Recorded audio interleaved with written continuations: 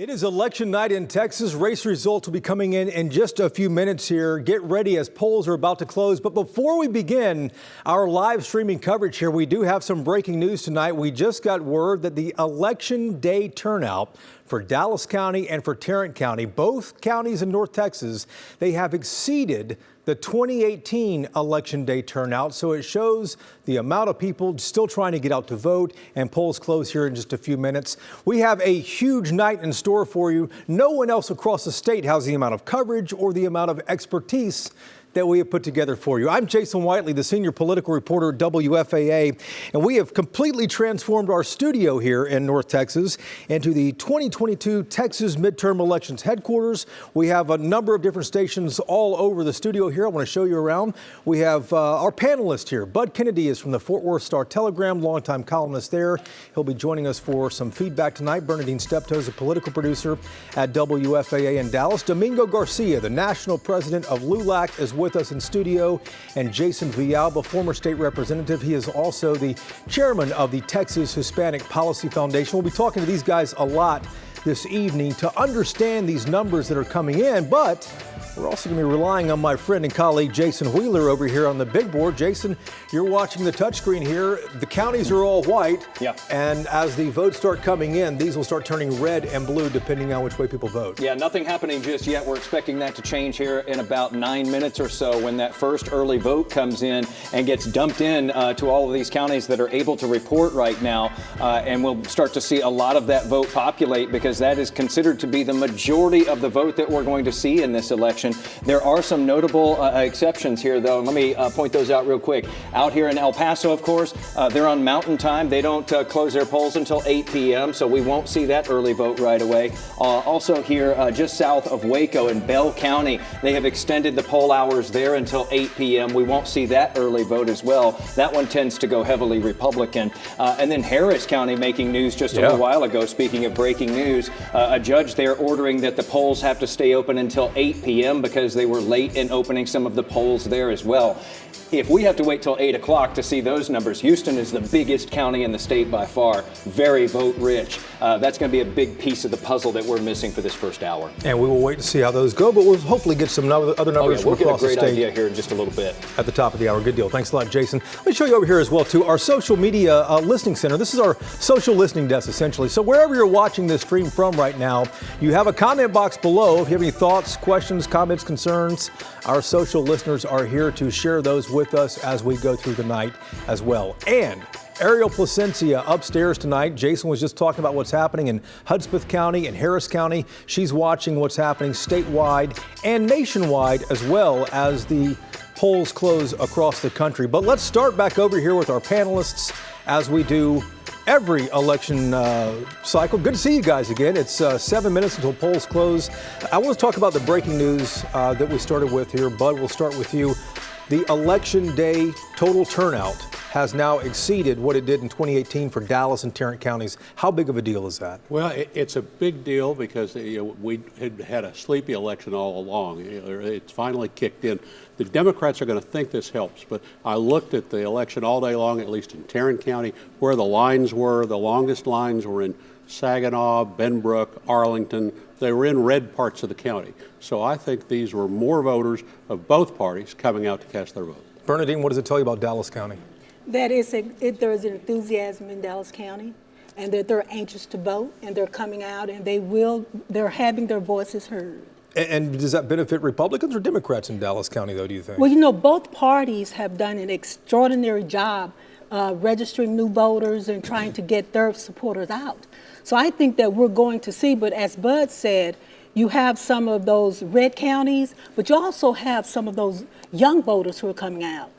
And so I think that we're going to have to wait and see as of now, because both parties have done an extremely good job, not only registering, but getting their voters to the polls. And, you know, Domingo, you've been in Democratic politics for years and years. When you see those numbers, because the early voting versus election day numbers, what do you make of that? Because early voting was pretty lax, at least in the beginning, for Democrats, but now it looks like people are actually showing up. It's interesting. I just got information from the Dallas County Elections Department that the largest demographic vote was 25 to 35.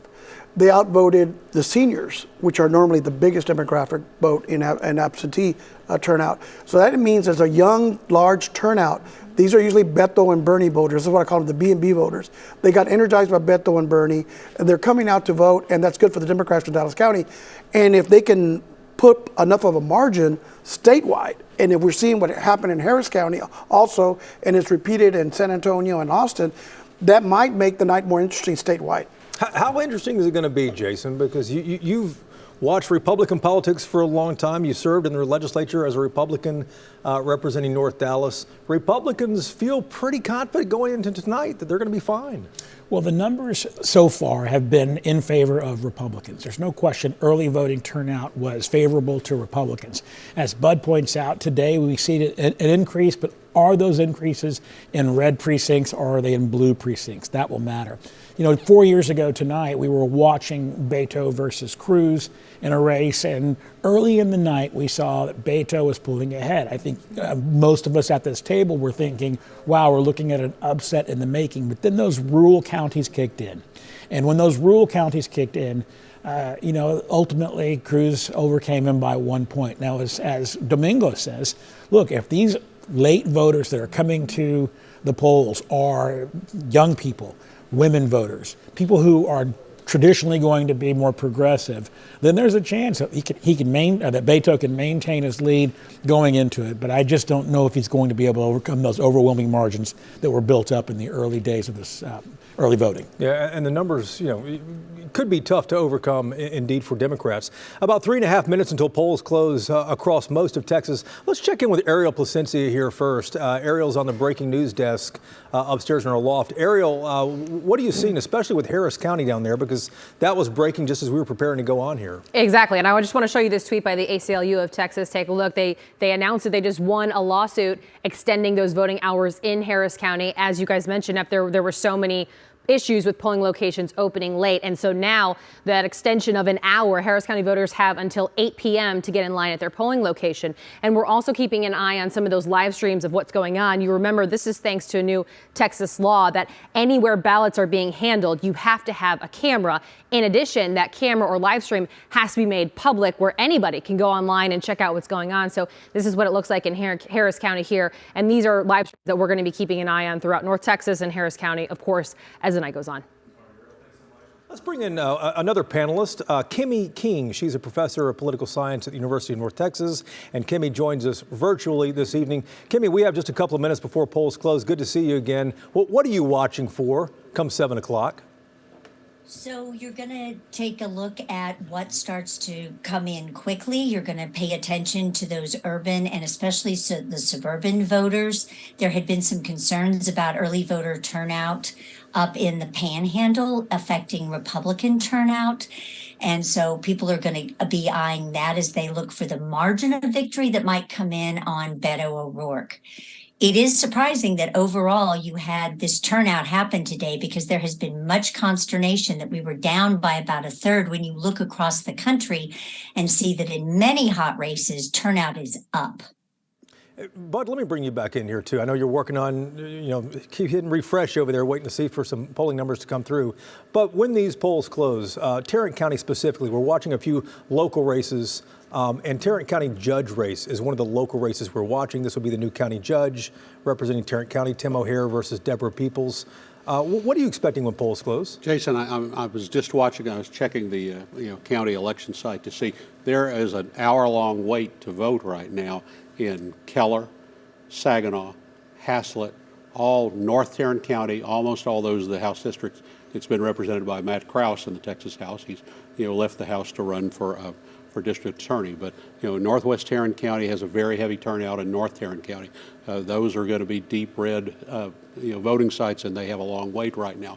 By the way, we should tell people if you're in line, stay in line. You get to stay in line. You get to vote. Stay in line and vote. In Tarrant County, we're looking at the county judges race. This is the first time in more than 50 years that Tarrant County has elected both a county judge and a district attorney at the same time. 90 years of experience in the county walked out the door with 2 county commissioners and the district attorney. So we have rookies on the ballot, and those are open seats.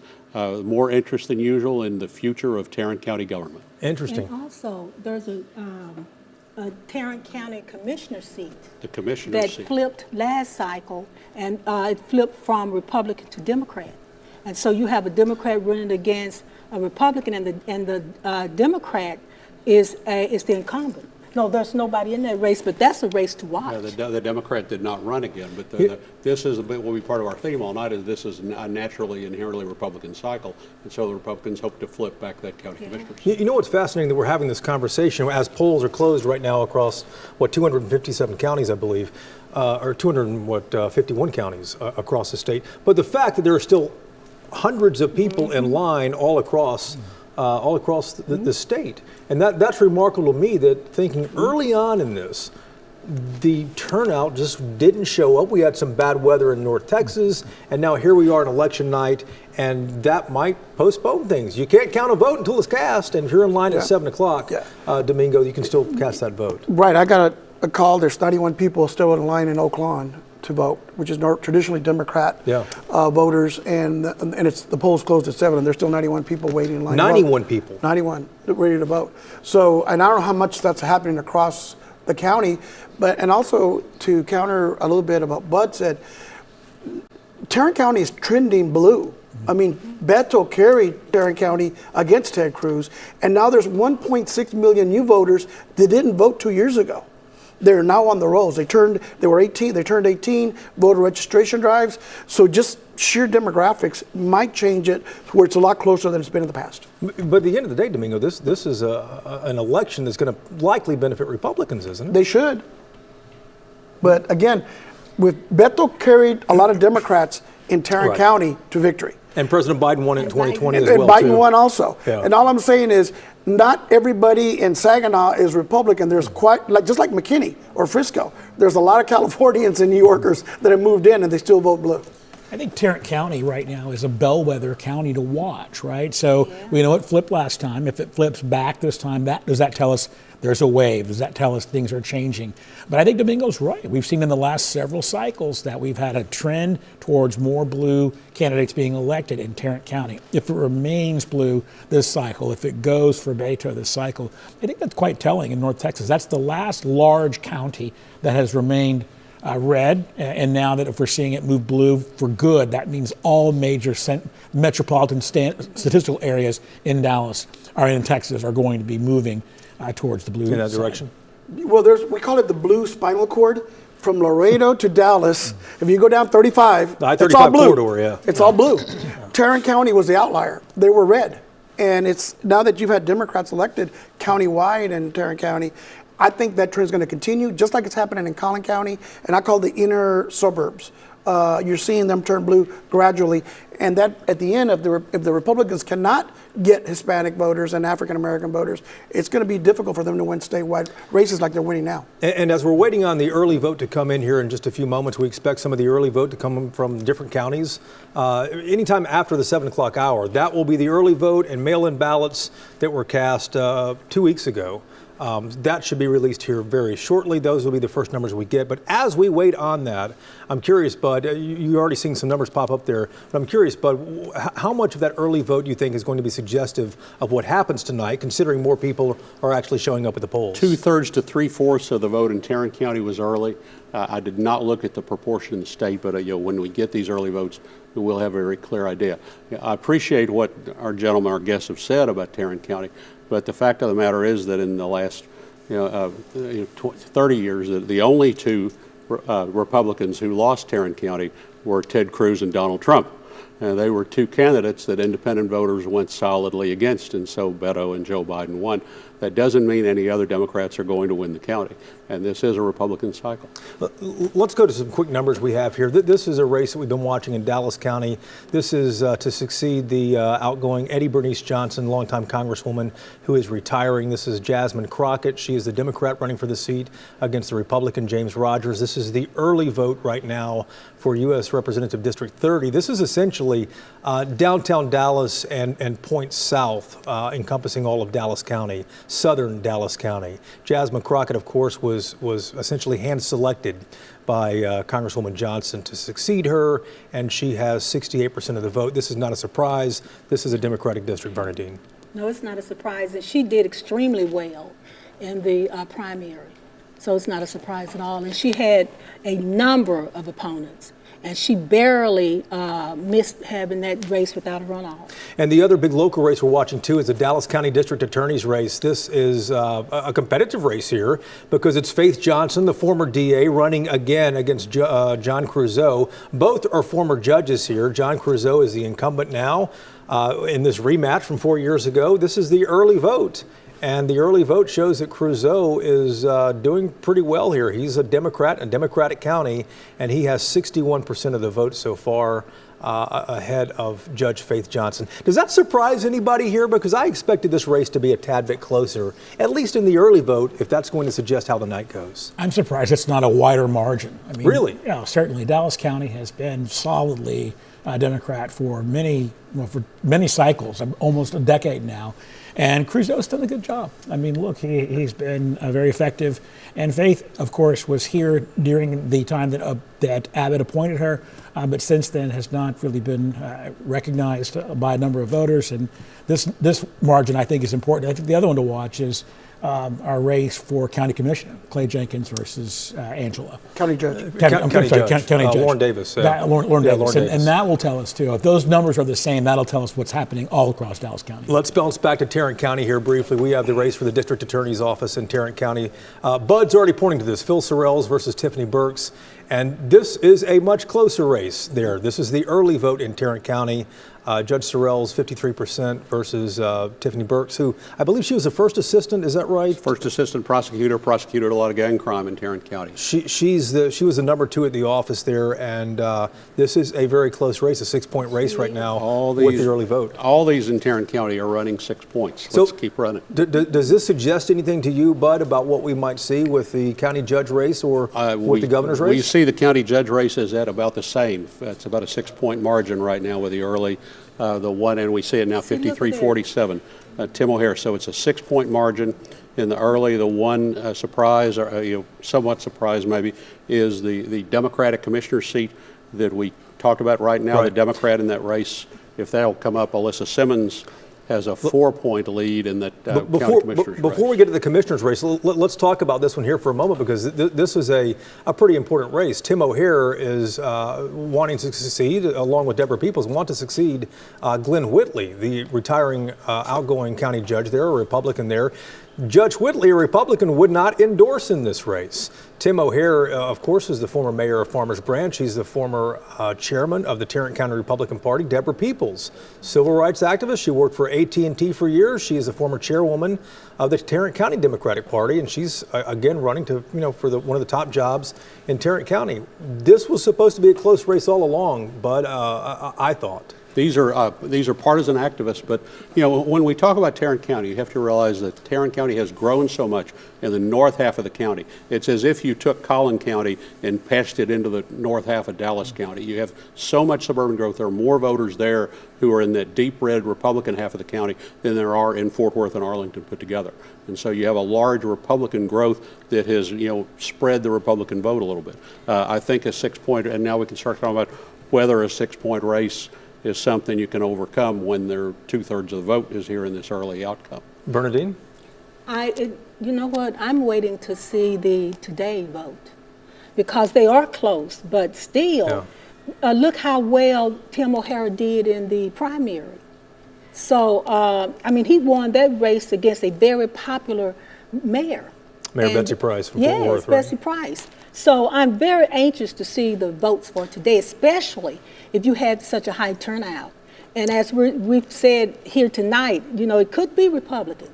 But I think that it's going to be very, very interesting to watch it. In Tarrant County, there were 161,000 votes cast in 2018.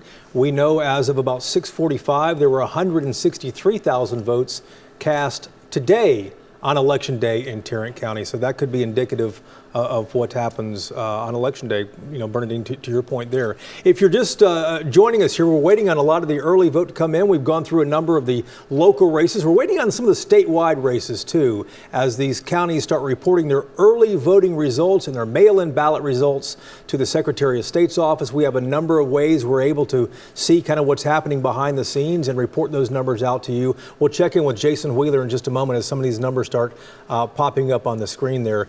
Domingo, are you surprised that we haven't seen anything yet from the Secretary of State's office? I mean, we all like to rush them here, but of course it's more about accuracy than speed. Well, they might be working on voter integrity. You never know what the Republicans are up to there at the Secretary of State's office. But no, I think the fact that you got these polls being delayed in various counties, like in Harris County and others, I think Bell County you mentioned, they might be waiting to see those numbers before they give you a statewide data numbers. But I am looking at Tarrant County, going back to that. The fact that there's only a 23,000 vote difference between the 53 to 47, and that could be made up if there's a huge record turnout today. So and the Tarrant County judge normally race, that would be insurmountable, like Bud said, but if there's a record turnout and it skews young and minority, it could offset it. Let's go upstairs to Ariel Placencia. Ariel, I believe she has an update right now on what's happening down in Houston in Harris County. Ariel? Yeah, that's exactly right. So we just got more information from the Harris County Elections Administrator about some of those polling problems that we've been seeing. So first of all, you're looking live at the polling issues and what's going on there in one of the ballot rooms in Harris County. Essentially, there were problems at about 30 locations, the Elections Administrator said, and that they won't be releasing preliminary results until about 8 p.m. Now, when it came down to what actually happened, he said that one of the controllers went down. That caused issues. He did acknowledge that there were some mistakes made by judges, but they're in the process of talking to vendors to make sure that this doesn't happen again. But long story short, Harris County voters have until 8 p.m. to vote because of polling issues, because of that lawsuit that was filed by the ACLU. They won. Now voters have extra time to get their voting done. And obviously these live streams, we're going to be keeping an eye on them, but they're going to be extra busy since those polls aren't closing until much later. Jason. All right, Ariel, thanks so much. Just a quick note to our team here listening in.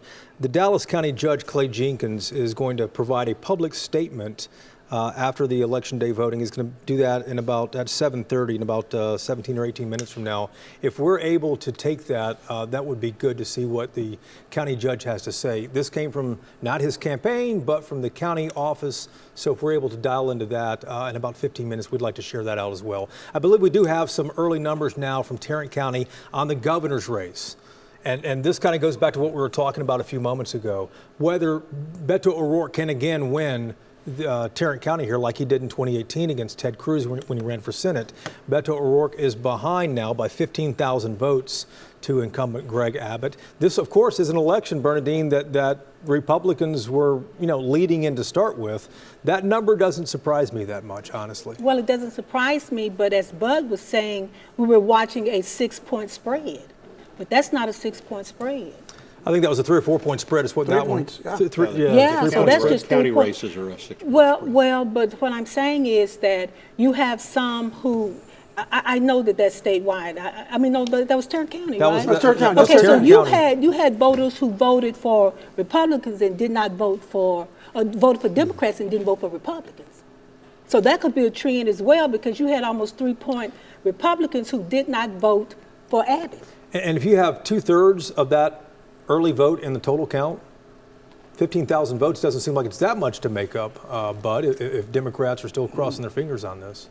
We are seeing Arlington Democrats so far holding on to their commissioner seat in Arlington and holding on to their JP seat in Arlington, which really was going to be a hard job in this year. And if I can, I just see the numbers from Dallas County, and Beto is beating Abbott 64 to 34, which is a much larger margin than we saw Crusoe beating Faith Johnson. So it looks like Beto is outperforming the local Democrats, both in Tarrant and Dallas County, and that could signal that there might be closer statewide than I thought it was going to be, and the polls indicated between Abbott and Beto. Beto, I called you. Domingo, explain how that works, though. Voters are going down their ballot, and they're going back and forth and deciding who to vote for. Somewhere Explain maybe to our just viewers how that works. We no longer have straight party balloting, so therefore they have to vote for every single candidate. Some of them may be there and voting for Beto and then not voting again, or they vote for Beto and then they switch to the Republican and then go back and forth. So you might be seeing more of an impact from the independent voters. I don't want to get ahead of ourselves here, Jason, but Republicans again have the confidence going into tonight. Should Republicans really be should Democrats really be getting their hopes up right now, just a few minutes after the top of the hour? Well, it's very early, and traditionally, Election Day benefits Republicans, right? Republicans are told not to vote early. They're told to go to the polls. They're told to show up and vote the day of, so there's no shenanigans going on. So I think you're going, and what Bud mentioned was happening in Tarrant County. Evidence is that most Republicans are showing up in those red counties. I think you're going to see Republicans do very well on Election Day. I know that in my old elections they did. I mean, we did well on Election Day, you know. As far as turnout for Republican voters, for people who don't realize that, Republicans actually show up usually to vote, traditionally, historically, on Election Day itself. Democrats will show up for early voting. Early or mail-in votes. You normally see that the split pretty good. I mean, it's pretty evident in most of the trends, at least in Dallas County. But I do think the ticket splitting is interesting. That tells me that Beto is outperforming, not only in the urban centers, but that probably means in the rural centers where he actually campaigned. I think it's going to be close. Our poll at the Texas Hispanic Policy Foundation suggested it'd be about a 5 to 6 to 7 point race. I think we're looking at something like that. In the governor's race. In the governor's race. Certainly not going to be in the 13, 14, 15 range that we saw in the last few days. I just don't think it's going to be that wide of a margin. I think our numbers originally are going to be much more close to what we're going to see on Election Day. Let's talk about that for a moment. Just for context for our listeners, in 2014, when Abbott first ran, he defeated Wendy Davis, the former state senator from Fort Worth, by 24 points, I believe. 2018, 4 years ago, he ran against a no-name candidate, the former sheriff of Dallas County, who wasn't well known across the state. Abbott beat her by, I think, 13 points. Mm-hmm. And if this ends up a single-digit race, the trend is going the wrong way for Republicans there, and at some point, this will really become competitive, right? Well, that's been the talk for the last decade. We haven't seen that yet. We haven't seen a Democrat able to overcome those margins just yet, but there's unquestionably a trend, right? And even if you look at the presidential races in the other years, we see Trump's numbers are down to 2 and 3 points above Biden in Texas. It wasn't an overwhelming majority that he won. And so when you start to see those numbers shrink, that speaks to the demographics, that speaks to the people that are moving into Texas, and that speaks to the growing strength of the Hispanic vote here in Texas, which I know that the conventional wisdom is that vote is moving to the right, but I can tell you from our data, we're not seeing a wholesale movement that direction. It's not going to be material if it is anytime soon. If that shift occurs, it's going to be over many, many cycles, not in 2 or 3 cycles. And Bernadine, I cut you off a moment ago. Quickly, and I will say this too, that the early vote apparently shows a more sophisticated voting population. What does that mean? Because they're split the ticket. And typically Texas has done the straight party, which the Republicans changed. But that's a sophisticated voter because Texas voters are used to going to the polls and hitting Democrat, hitting Republican. Mm-hmm. But the early voting does show, I mean, that's factual, that is apparently the voters are splitting their ticket. And that is a sophisticated voter. The people are going down, choosing Republican here, Democrat there, Republican, Democrat, Republican, yes. Democrat. Yes. They're reading more on the internet too. One of the factors coming in that was interesting the last couple of days. The last couple of days has been an upturn in readership on the Attorney General's race. People are seeing Rochelle Garza's name. If you look at Google Trends, people suddenly are most read election coverage at the Star-Telegram has been about the Attorney General's race. They want to know more about it. Rochelle Garza, should they vote for her instead of Ken Paxton? They're reading up before they go. So we talked a lot about the local races. We've talked about the governor's race as well, too. But let's talk about two other races here briefly. The Attorney General's race, Ken Paxton versus Rochelle Garza, and the Lieutenant Governor's race, Mike Collier versus Dan Patrick. Specifically, I'm curious about the Attorney General's race, Domingo. What happens here for Rochelle Garza in the Valley? We've seen voters in the Rio Grande Valley in South Texas, the southern tip of Texas, vote for a Hispanic surname over an Anglo name in the past. I think of 2018, the primary of Beto O'Rourke, where he got smoked down there. Does that help her? I think it greatly helps her. I think they're going to be Hispanic Republicans like Jason over here who are going to be voting for Rochelle Garza because she's running against a very unpopular Attorney General, indicted, facing criminal charges with all kinds of corruption allegations in his office. And I'm looking here that Rochelle actually matches Beto in Dallas County in the early vote, but there's in the comptroller's office it's only 60%, while she's getting 65%. So you're having that switch of people who voted for her, but then went back and voted for Republican for comptroller.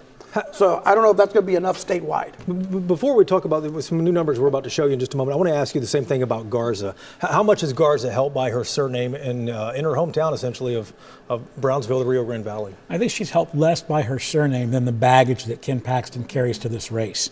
I mean, Ken Paxton is a damaged candidate, regardless of how you look at it. He is going to underperform both Abbott and Patrick in these statewide races. And so she brings an advantage for that reason alone. But in addition to that, having a Hispanic surname, that may help you in certain regions that are less populated in Texas, like the Valley, but it does not help you in rural counties around the rest of the state.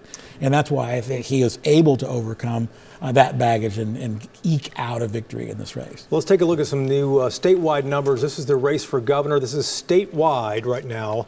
This is significant. We're not exactly clear where this is coming from. Early voting, 1% reporting so far. Greg Abbott with 60% of the vote. Beto O'Rourke with 40% of the vote. Abbott leads by 52,000. Just quick context on that. He's led every single poll. Here's the race we were just talking about a moment ago. This, too, is the early vote. These are statewide numbers. Ken Paxton, the incumbent Attorney General, running for his third term. He's from Tarrant County. He is ahead by 45,000 votes ahead of Rochelle Garza in that race. And I'm curious whether we have any for Lieutenant Governor with Dan Patrick and Mike Collier here. 4 years ago, this race ended up being a 5-point race, I believe.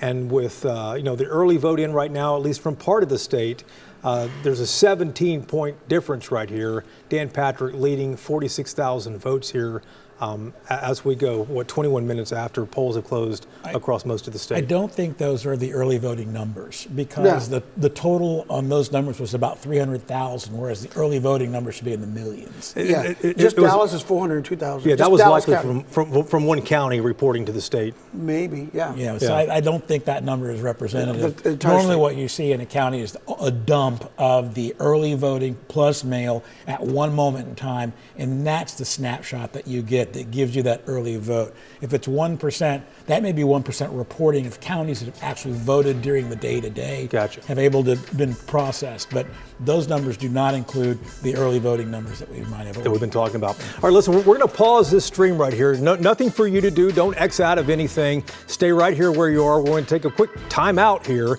and bring in Chris Lawrence and Cynthia Izagiri for a quick update for our TV audience. They're going to be updating it on WFAA. So if you have a TV around you, turn on Channel 8. You're going to see some behind the scenes here as we get ready for them and more streaming coverage in just a moment.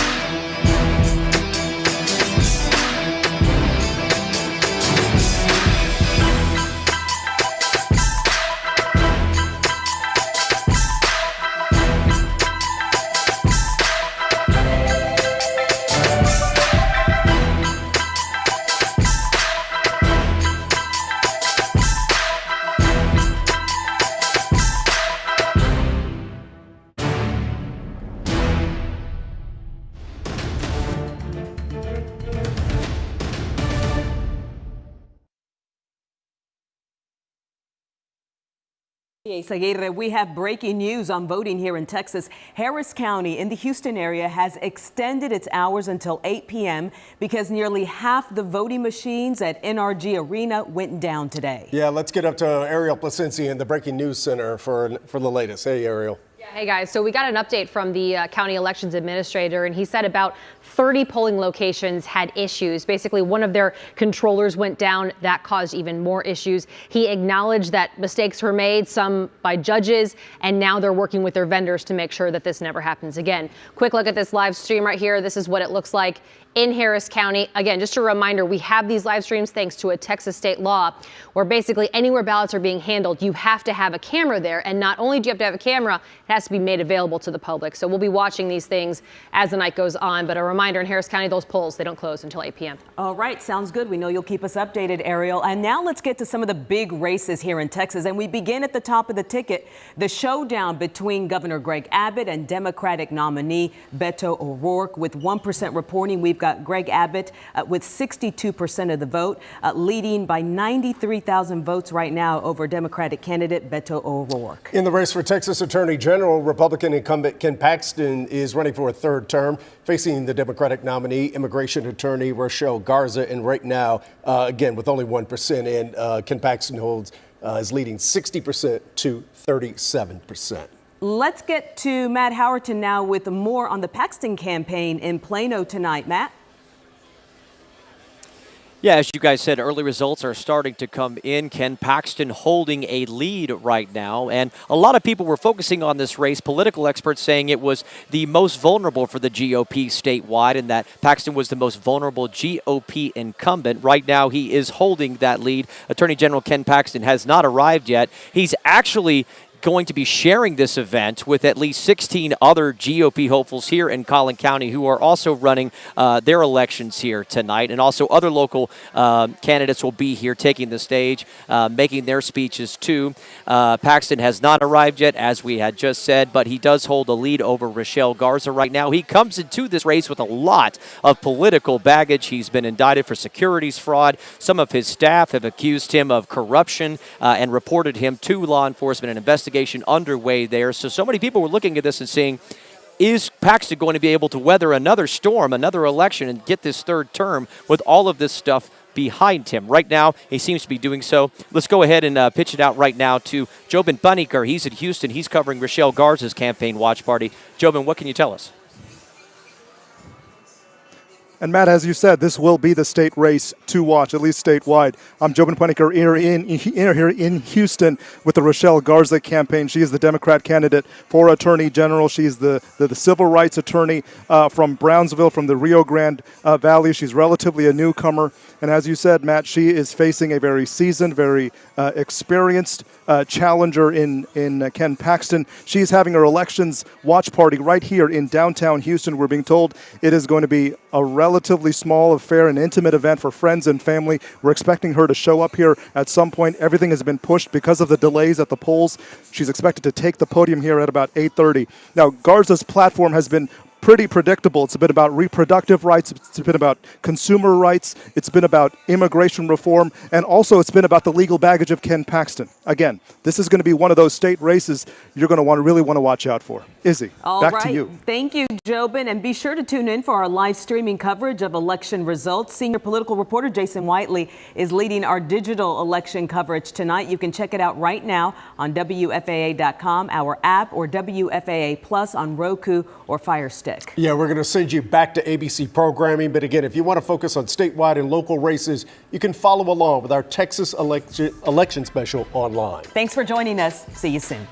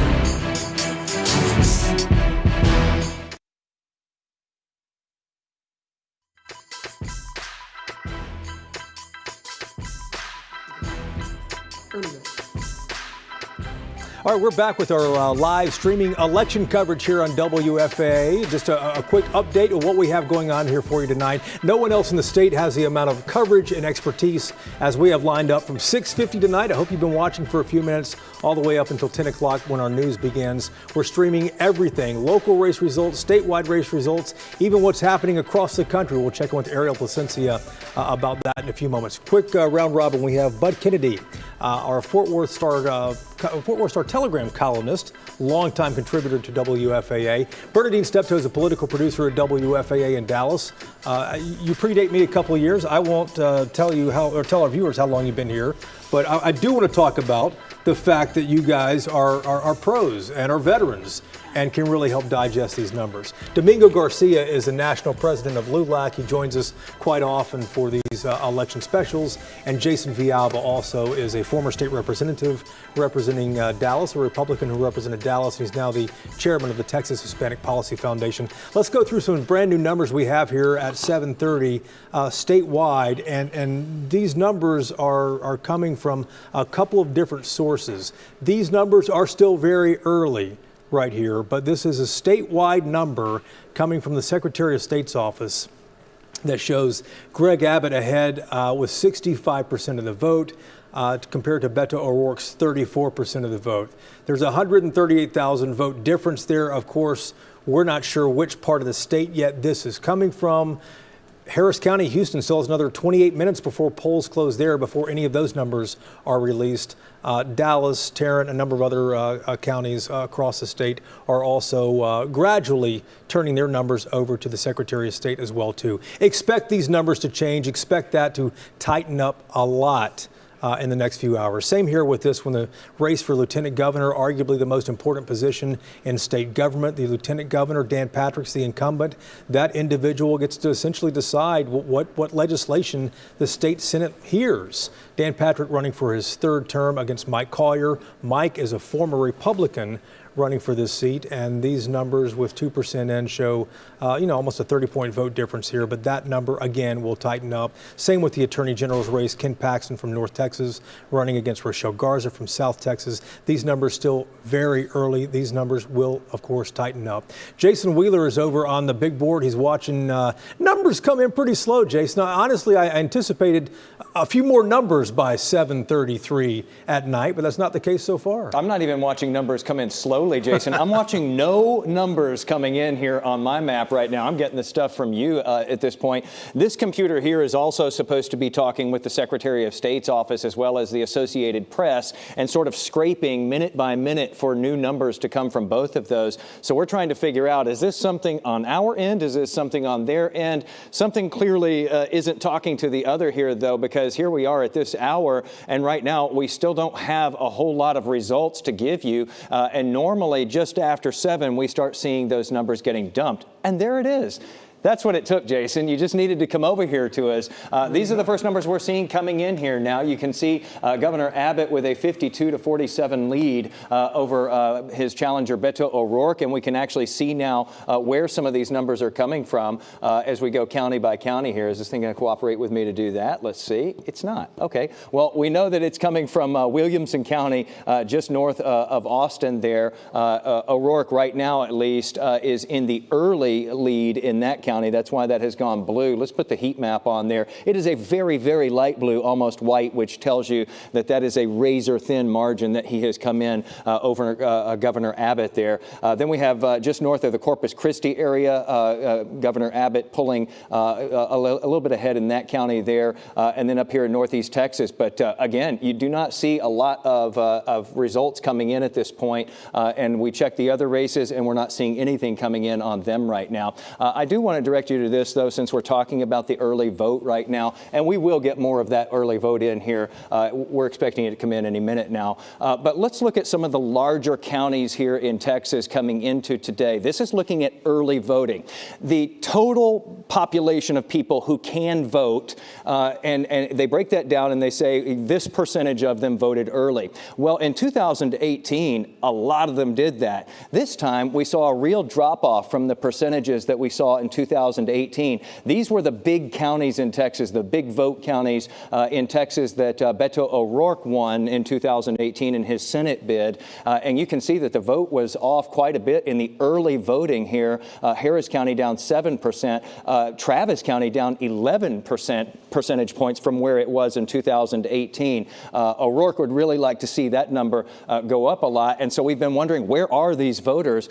So it's good to know that we saw some people in line in some of these counties late into the evening. It looks like a lot of folks waited for Election Day. These are the ones, by the way, that Governor Abbott won the last time around, the big counties where he did well. And you can see the percentage decline in early voting, the early voting percentage, down anywhere from 7% all the way to 12% there in Galveston County. One thing that I really want to point out, we haven't talked about it yet, and that is the Valley. All eyes are on the Valley right now and have been for some time. That's where the only gubernatorial debate was this time around. Both parties really slugging it out down there to see if they can win some control, win some support. It has traditionally been a Democratic stronghold. Republicans have been making some inroads there. I thought this was really interesting because when you look at all of those other big counties, you see the early vote percentage down quite a bit from where it was back in 2018. You don't see as much evidence of that down here in the Valley. In fact, I mean, just look at this. Frio County up 1%, up 1 percentage point in early voting. Unusual there. Jim Hogg County up 16 percentage points in early voting. It's not a vote-rich county, but it just gives you an idea that folks were headed to the polls early here, up 5% there in Dimmitt County. And so, you know, we've had some competitive congressional races down there, which could, affect the balance of power in the U.S. House of Representatives as well. That's a big storyline as we go through the night. We'll undoubtedly get into those competitive races down there. But again, the Valley looking like they really turned out. Curious to see what Election Day turnout was like down there, and really hoping, Jason, that we get some of those numbers in. Yeah, send me anything from Election Day, from early voting. I'll take any of it at this point. But we're going to see if we can scrape for some more of those numbers here and see what we might be able to pull in. All right, Jason, thanks so much. And just a note to our viewers, if you're trying to figure out where these numbers are, that it's not necessarily unusual. You have computers talking to computers here, at least in this case, when a television station or other media outlet is trying to essentially scrape the numbers off of the Secretary of State's office or off of the different county websites. That's not unusual. There's nothing that we've heard of that's going on that would delay these numbers. We're just having maybe a technical issue on this in here, trying to figure that out. We'll get that. But you know what we have up here? Everyone's got a phone, and every time we cut away, Domingo, Jason, Bud, everyone's on their phone here, trying to find these latest numbers. Let's talk again about Tarrant County, Bud, and what's happening over there. Since Jason mentioned that's kind of the bellwether, especially for North Texas, maybe for the state, whether Democrats can hang on to it, whether Republicans can win it back. Jason, I actually think Collin has become more of a bellwether than Tarrant, because Collin is growing has more of a high-tech employee base that is more of a Democratic employee profile. So I think Collin is becoming the bellwether. But Tarrant has been the bellwether. The interesting little nugget in the Tarrant County early voting, we talked about Rochelle Garza a few minutes ago. Ken Paxton is doing the worst of any Republican, but Rochelle Garza is not getting those votes. 3% of the votes are going to Mark Ashe, the Libertarian. And so that race is running 49-47-3 right now, or whatever the math is. And Mark Ashe endorsed. Mark Ashe, who endorsed Rochelle Garza and said, look, you've got to get rid of Paxton. But the Republicans who abandoned Paxton are not going to Garza. Garza did not get as many votes as Mike Collier. Mike Collier is actually doing better than Beto in Tarrant County. Interesting. Mike Collier's in the lead. What we didn't set up in the beginning was the backdrop of this election, the structure of this election. Not just Texas, but nationwide. This is supposed to be the Republican year. This is a year when there's a Democrat in the White House, a first-term Democrat. The Republicans, they've just redistricted. This is when they plan to flip of all the 10-year decade. This is when Republicans plan to have their red wave. This is when they plan to flip more seats. This is the heyday for the Republican Party. So this is structured to be a Republican election. It was going to be difficult for Democrats. Right now, so far, we haven't seen a lot of these national results yet, But in Texas, I don't see Democrats getting wiped out. I see Democrats hanging on, holding their own, hanging on to some seats. And we didn't talk yet about that Collin County race. We'll talk about that one in just a moment. We do have some new numbers for Dallas County I want to share as well. This is Dallas County numbers for the governor's office, I believe, and it shows that Beto O'Rourke, early vote here for Dallas County. Beto O'Rourke won 2/3 of the early vote, and Governor Abbott won 1/3 of the early vote. Dallas County, again, is a Democratic county, so that's not necessarily surprising. This is the number that was very interesting that we were really watching earlier. Tarrant County, that Bud was talking about. Greg Abbott looks like that, if this trend continues, Republicans might win this county back. Beto O'Rourke won it 4 years ago when he ran for Senate, and it looks like Abbott, at least with the early vote, which may be up to 2/3 of the total vote, might eke this one out. But this is a Republican election, to your point, Bud. Jason, when Abbott ran against Wendy Davis 8 years ago, he won Tarrant County by 11 points. He beat Lupe Valdez by, I believe, 6 points 4 years ago. So the gap is getting smaller. Yeah. But Tarrant County has been an easy win for Abbott the last two cycles. You guys want to chime in on this one here, especially with the races for Tarrant County and Dallas County, because there are no real surprises there, but what we're watching really is what happens statewide and whether any of those numbers are really reflected in the statewide numbers when those come out. Well, just briefly, Dallas County numbers that I've seen, all the Democrats are winning 61 to 65%. So it's kind of a foregone conclusion that in Dallas County, it's going to be Democrat. And I saw the Court of Appeals and judicial races, also the Democrats is going to be a sweep in this North Texas area. And that continues that trend that we're seeing as it goes to the outer suburbs of Tarrant and Collin County, where Democrats are making more and more inroads. And I think that bodes well in the future. It might not be enough this year, though. In the future, indeed. These are statewide numbers right here. If we could take those again so everyone can really digest those. This is statewide numbers, 4% of the vote coming in from the Secretary of State's office. That's a real number. And these numbers look a lot more like we were anticipating them to look like. Greg Abbott is ahead by 3 points there, 65,000 votes. This is 4% of the vote coming in right now. If that stayed similar, wow, this would really be a race. And you know what? That's really bad for Abbott, because people are still waiting to vote in line in Harris County. Yeah. And Harris County is going to be big blue. And that might offset, counties like, I don't know, Comanche County or some of those small counties that only have, 10 to 15,000 voters. And go ahead, Jason. You want to chime in on that one as well? Yeah, I think what we're seeing, and Bud mentioned this was supposed to be the red wave. If you looked at the websites this morning, red wave. In an interim cycle like this, the Republican Party should have gotten between 30 and 50 new seats, like they did in the Obama midterm or otherwise. But we're seeing consistently all around the country. I had a chance to look at the country numbers. Yeah. The red wave is not materializing. In Florida, certainly they had Republicans had a good day.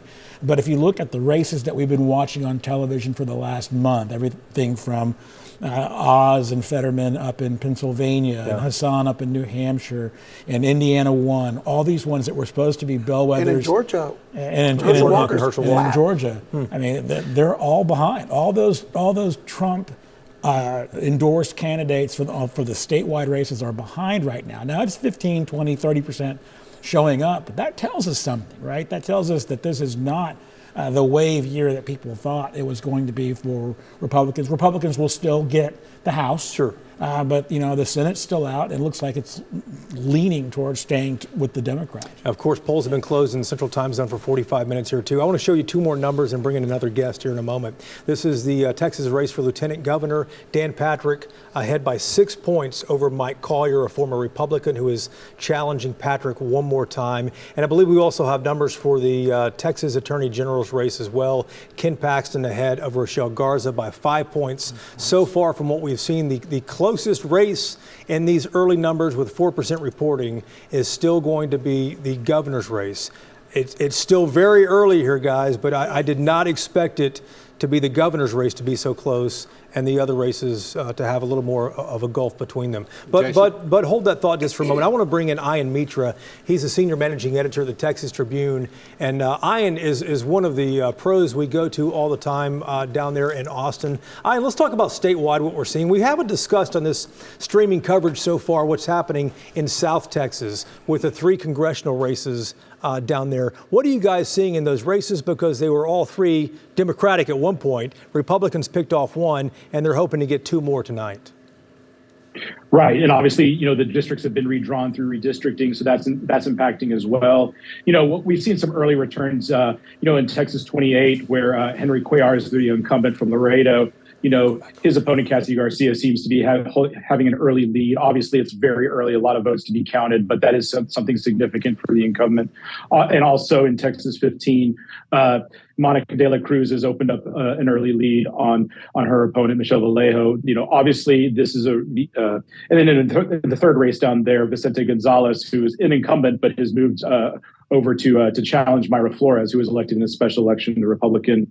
We haven't seen any specific results yet there, but that's going to be a tight race. These are all races that it's an area that Democrats have traditionally fared well in, but obviously issues like the economy, border security have seemed to really kind of resonate with a lot of voters there in terms of giving Republicans a lot of confidence. And Republicans have had confidence, Ian, obviously, but I'm curious whether they thought that they would be running away any more with it so far, 45 minutes after polls closed here.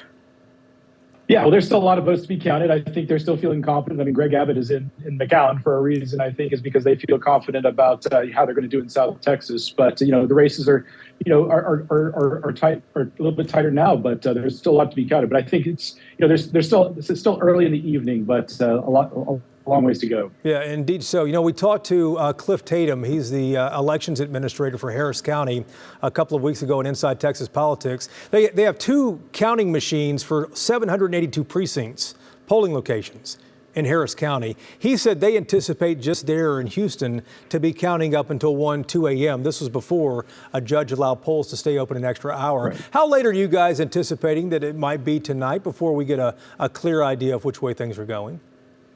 Yeah, we're always preparing for a late night. It'll be well into the night. This is, in Harris County, that's always, it's obviously the most populous county, so there's always a pretty long wait. So we're expecting to go well into the night here. There's going to be obviously a lot of eyes. Obviously, there's a lot of attention too about the process too. So, we know Harris County and all the other counties are going to be very careful just to make sure that that accurate information is coming out. So we're expecting it for it to be a pretty late night.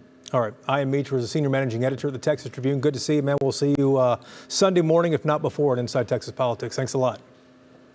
Let's go ahead. And Bud, you were going to mention something about the numbers we saw where they were much tighter in the race for governor, lieutenant governor, attorney general. I just want to remind you of the roller coaster we went on 4 years ago. In 2018, you're right. In 2018, we were on this complete roller coaster where the early vote came in. It was Republican. We said, well, it looks like Ted Cruz is going to eke this out. Then all the Houston votes and the urban votes came piling in. Beto got closer and closer and closer and closer. He said, my gosh, this is all going Beto's way. And then here came Seminole and Littlefield and Dumas and Amarillo and Hockley County and all of West Texas, where Cruz carried those counties by 80%. Oh. And Cruz wound up winning. But it was a cycle of we had 7 o'clock, 9 o'clock we thought Beto was winning, 10 o'clock we thought Cruz was winning again, and that's the way it held up. But it was, we're looking at the same kind of seesaw tonight with these results. And we can't get ahead of ourselves on that, too. Guess what works? We found out. Control-Alt-Delete clearly works, I think, to reset some computers around here. But we reset the computer over there with Wheeler. He's finally smiling again in studio, and he has a colorful board to talk about there, Jason. Show us what you got. You joke about it, Jason. I did hit refresh, and it was shortly after that. I don't know if that's what it was, but we hit refresh, and here we go. We've got numbers here. Bud was just talking about, and that's a great point, what I like to call the warehouse full of red boxes out here in the Panhandle in West Texas. You see them just stacked one on top of the other, and by the end of the night, this all goes red. And this is what Democrats are up against in these urban centers, trying to counteract all of that vote from these smaller counties that comes in Republican favor. And you see the splits on this: 90% to 9, 88% to 12. 12, 94-5. I mean, it's never kind to Democrats in this part of the state here. Much more favorable to them, of course, the big cities. Beto O'Rourke pulling away in extraordinary fashion here in Dallas County at this hour. Again, this is the early vote that we're looking at right now. We're seeing that coming in. Bud was talking about Collin County being a good bellwether here in North Texas, just because it's so diverse, it's grown so much. This is what Collin County looks like in the early going. Another area of the state that I like to look at that gives, I think, sort of a good bellwether check is Williamson County, just to the north of Austin. Traditionally has been a Republican stronghold. This is one of those flipper counties, I like to call them, that in 2018, Governor Abbott handily won this county in his race for governor, and Beto O'Rourke narrowly won this county in his race for Senate. So it kind of split in both directions there. You can see tonight in the very early going, again, we can't stress that enough, as Bud was saying, the night is young, but in the very early going with that early vote there, O'Rourke out to about a 5,079 vote lead there.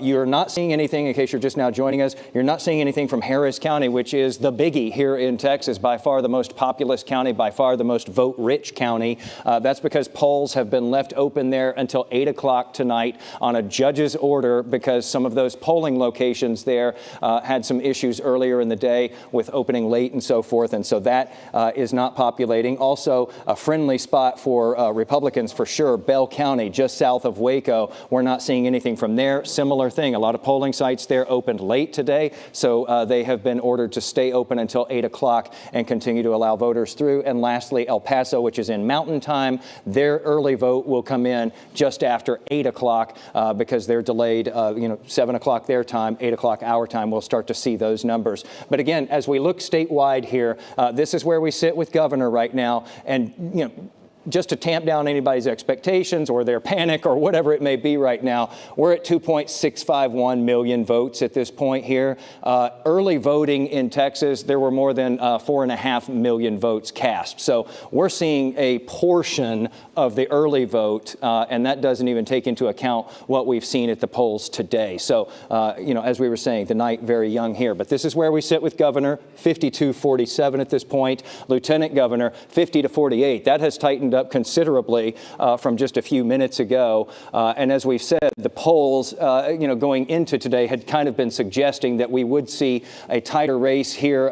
This is a rematch between Patrick and Collier from 2018, that we would see a tighter race here than what we're seeing in the governor's race. And the tightest race, I think a lot of people have expected to be this one, the Paxton Garza one. But right now, anyway, he's got a 5-point spread there that he's leading by 109,000 votes or so. But again, and then with this one, an odd one, because I was showing you the Dallas County vote just a moment ago for the governor's race.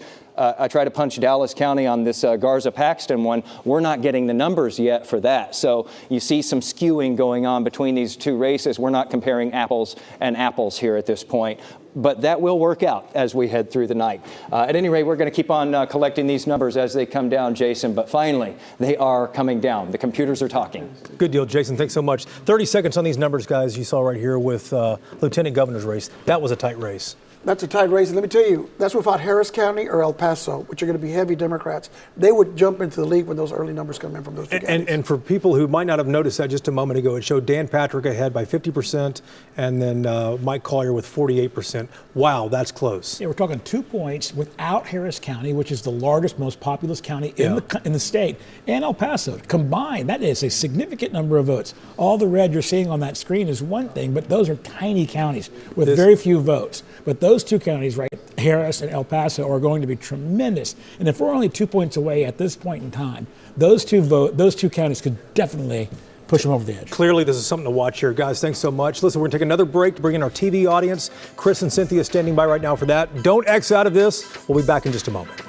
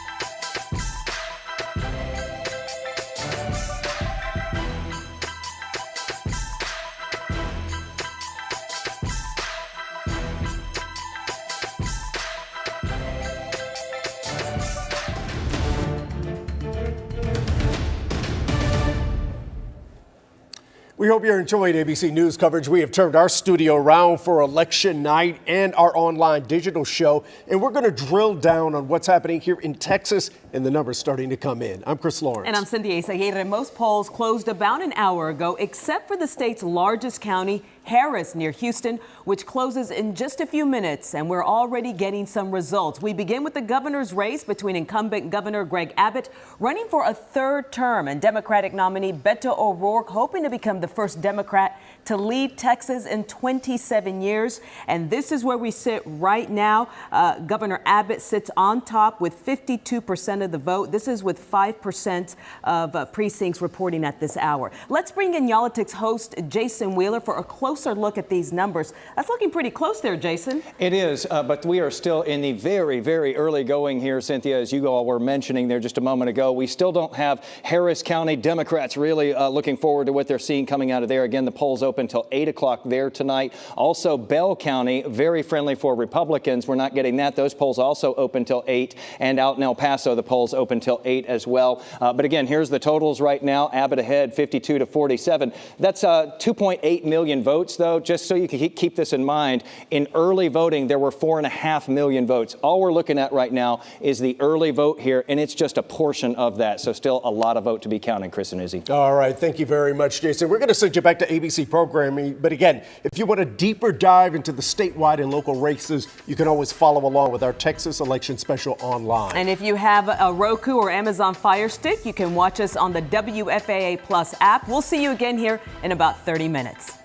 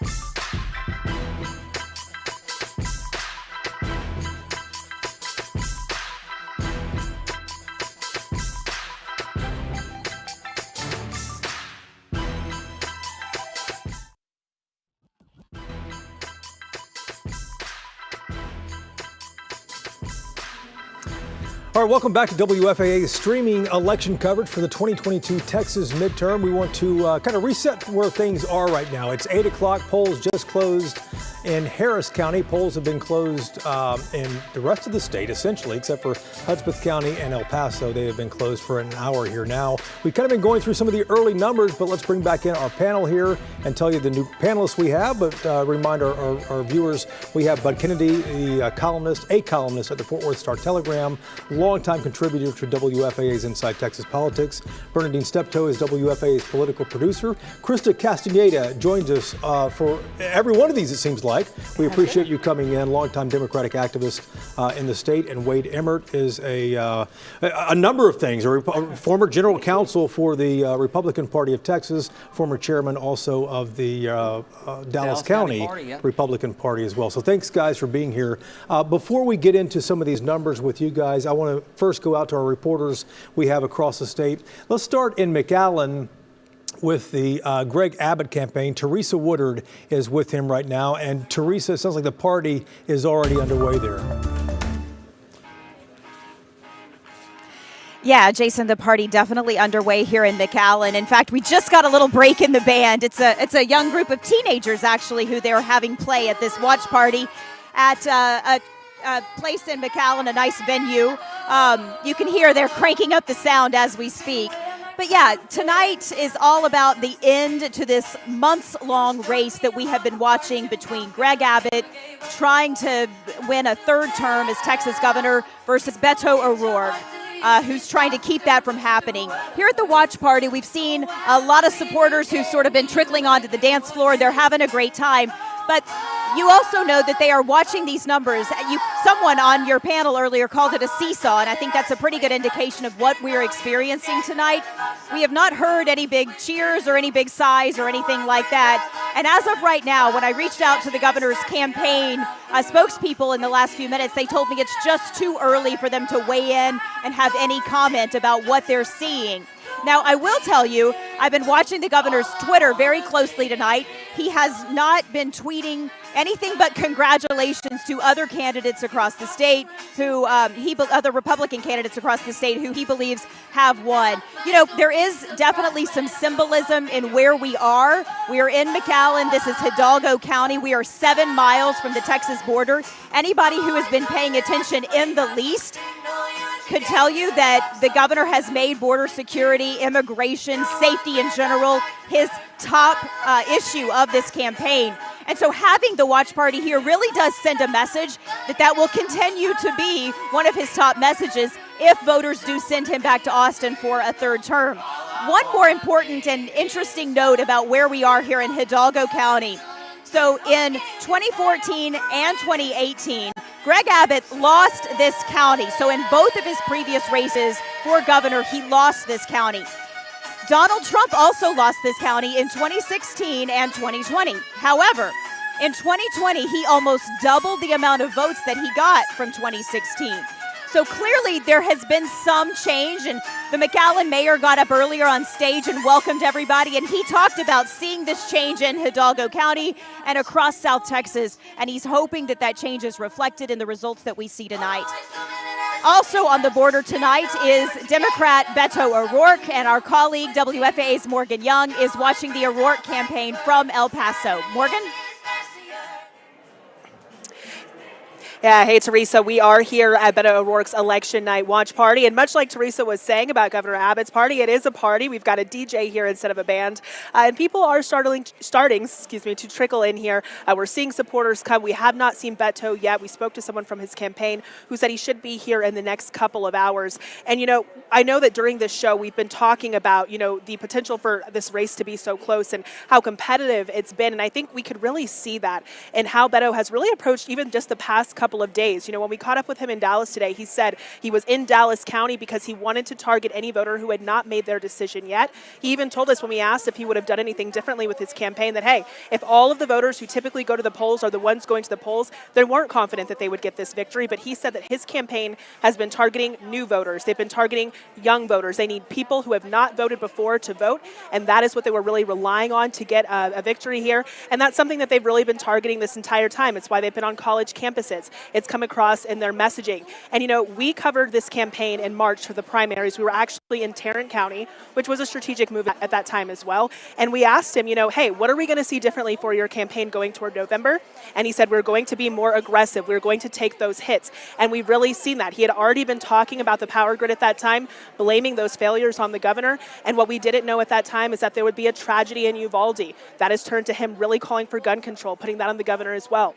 Roe v. Wade has been overturned in that time, and he's been really calling, you know, for change to Texas's abortion laws and really using those as highlights in his campaign and hoping that those issues can really drive that momentum toward his efforts to target young voters and, again, new voters. So, of course, we'll see how that turns out here tonight. He should be here in the next couple of hours. But, again, we are here in El Paso on the border, like Teresa is, and he should be here soon. Back to you. All right, Morgan, thanks so much for that. You know, they've been watching the tweets from Beto O'Rourke and from Greg Abbott. We're also watching what you guys share with us as well. And I want to ask you, you know, you were kind of bouncing around, Sean, a moment ago on what Beto O'Rourke was doing. Morgan just said we'll hear from him here shortly, and you saw him online. Yeah, and I guess they haven't heard from him because he's been in the car. He was live streaming. He was driving? live streaming. I think somebody was in the passenger seat filming, which is a good idea. Don't use your phone and drive. But I think it was about 30 minutes ago. It looks like the live stream ended, so I'm assuming he arrived to wherever it is that he's going. But yeah, he's live right now. It looks like he is there greeting people that are in attendance. But yeah, let's turn this around here too for our. So yeah, so this is a live feed on O'Rourke's. This was live. I think this ended. So this just ended a little bit ago. Go ahead and make that a full screen. Him driving earlier was right here. Okay. But this right here. So he's arriving there with some of his campaign staff. Yes. To El Paso, and of course, Beto O'Rourke was in San Antonio. He was in Houston and Dallas today before flying back there about 6:30 this evening. Have you heard from anyone else watching this stream? Any thoughts, questions, concerns that they've shared, or are you just? A lot of it's just supporters and people that oppose Of him just making candidates. comments. Yeah. Gotcha. I haven't heard much else of people asking questions or issues that they've had. And you guys are also hearing from Clay Jenkins, the Dallas County judge, who we were trying to get a feed up a moment ago. What did Judge Jenkins say when he addressed his supporters? He addressed his supporters about 30 minutes ago. He was talking about his overall plan for the next 4 years.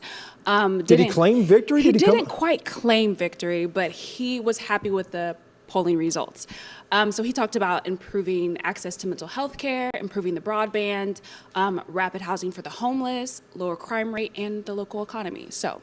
Gotcha. And of course, Clay Jenkins was running against Lauren Davis. Yes. Clay was running for a third term as the Dallas County judge as well too. Interesting there too. And Deb, Sonia, keep us updated too if people are chiming in. Just curious to see what they have to say for that. Let's flip back around. I'm going to put my buddy Jason right on the spot as he's holding a laptop right in his hand here. Double computering Let's talk about what's going on over here, man, because, I fully felt we would have quite a few more numbers by the 8 o'clock hour here. Yeah. And we just don't have those yet. I think sometimes that's us. It seems like every year, the hurry up every stuff, election, right? we're like, come on, where are those early? But it does feel like it's taking a little time. As we said, though, we don't see some of these numbers until just after 8 o'clock where we are now. And as you see, El Paso has popped on its early vote. Now, of course, this is Beto O'Rourke's hometown, so we fully expected for him to run away in the early vote there. We have not seen any numbers yet from Harris County, which is the biggie here in Texas. The polls there also open until 8 o'clock tonight, so they just closed. We should be getting that early vote here soon. We have finally started to see these numbers populating from Bell County. They also kept polls open there until 8 o'clock tonight on a judge's order because some of them opened late today. And you see Governor Abbott performing very well in Bell County in the early vote there. That was expected to, Republicans typically do very well. This is just south of Waco. Before you came over here, I was looking at some of the flipper counties, I like to call them for lack of a better term.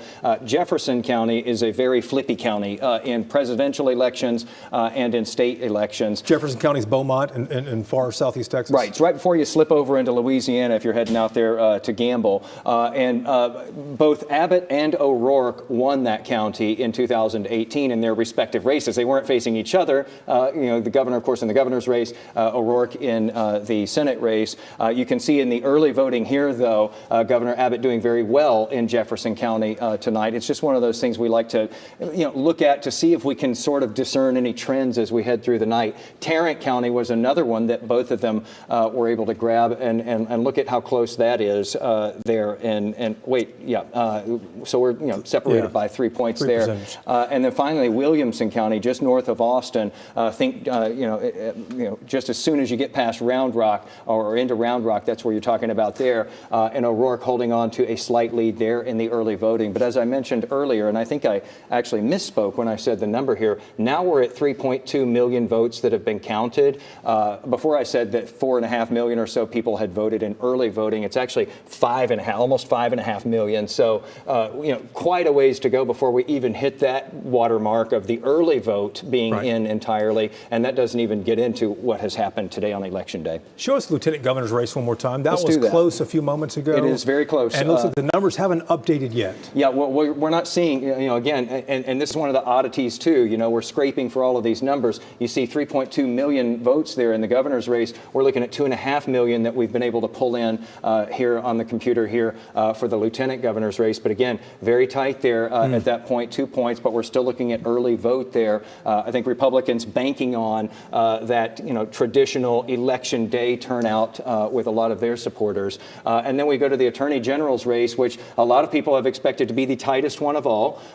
There it is. But again, we're just at that 2.5 million mark, which is, less than halfway through the early vote here. But you can see Rochelle Garza making that very competitive in the early going there. And again, she's got to feel good. All of these have to feel good about the fact that that's without Harris County. All the Democrats have to feel good about that. Yeah, it should be more specific there, because Harris County is a Democratic stronghold, although Republicans will pick up quite a few votes there as well, because there's just so many votes in that county. All right. We have some updated numbers I want to share with you as well, too. These are some of the latest numbers in a few of the races. Let me slide over here and take a look at this monitor here as we're watching those, as they're going to get those up here. Jasmine Crockett, she is running for Congressional District 30. She's running to replace Eddie Bernice Johnson, and she was always forecast to win this seat. And indeed, the margin that she is winning by, at least in the early vote, is significant. There's 77% of the vote against Republican James Rogers there. I believe we have one or two other numbers as well. Keith Self is replacing Van Taylor. He is going to Congress, it looks like, beating Sandeep Shrivastava by a significant number there in Collin County. This is to replace Van Taylor in Congress, who resigned his seat for Representative District number 3. And 21%, 1 out of 5 of the votes being counted right now, statewide numbers for Greg Abbott and Beto O'Rourke, and Abbott is ahead by, 7 points so far. There is still quite a few votes out. Let's bring in our new panelists right now. And Krista, I want to ask you about the numbers you've seen so far here tonight, especially the two races that we thought might be a little closer, Rochelle Garza versus Ken Paxton, and then about Mike Collier versus Dan Patrick for Lieutenant Governor. Let's start with Attorney General. Can Rochelle Garza pull that out with Harris County not even on the board yet?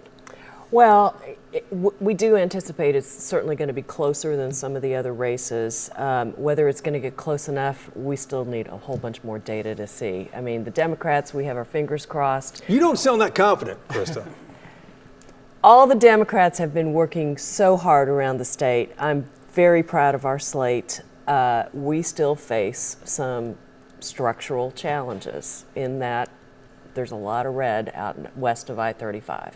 So I'm hopeful that today's been a great day in Dallas County in terms of voting and people turning out in the counties that are blue. And so I'm really hopeful that those big counties, when they come in full, are going to put some of our candidates, including Ms. Garza, over the top.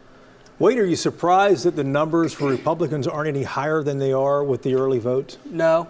In fact, I'll give you a more definite answer than Krista could or would. Abbott's going to win by at least 8 points. Patrick's going to win by 6 to 7 points. And Paxton's going to win by 4. We're looking at early voting numbers, and while it's great to talk about, oh, look how close they are, they're not going to be as close as all these numbers start coming in. You can look at Ken Paxton's race, and I think of the 3 statewide races I just mentioned, his is going to be the closest. But, I think part of the issue is not just the statewide Democratic structure or lack thereof.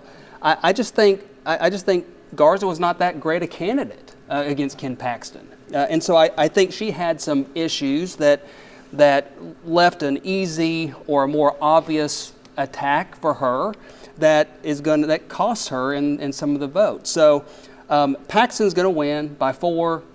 The others are going to win as well. It looks closer right now because we just haven't seen all the votes yet. And with Harris County still out, though, with Harris County's numbers, they just closed 15 minutes ago. With those numbers still out, Harris County traditionally been a Democratic stronghold there. Is that not concerning at all to you? I think Harris County will probably vote Democrat overall. I'm not disputing that. Right. I'm saying at the end of the day, after all the votes are counted, you're still going to see the Republicans on top. Maybe not as large of margins as historically they've had, But I think you're still going to see those big three still win. And let me ask both of you guys about those margins too, because that's been the big question here. When and if a blue wave might ever sweep over the state. We've talked about it for 20 years that I've been in Texas. It's never happened, at least in the 22 years that I've been here.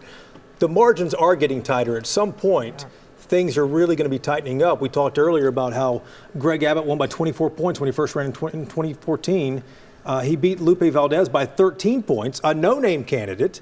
And now if it's a single-digit race here, at some point those two lines are going to come together, aren't they?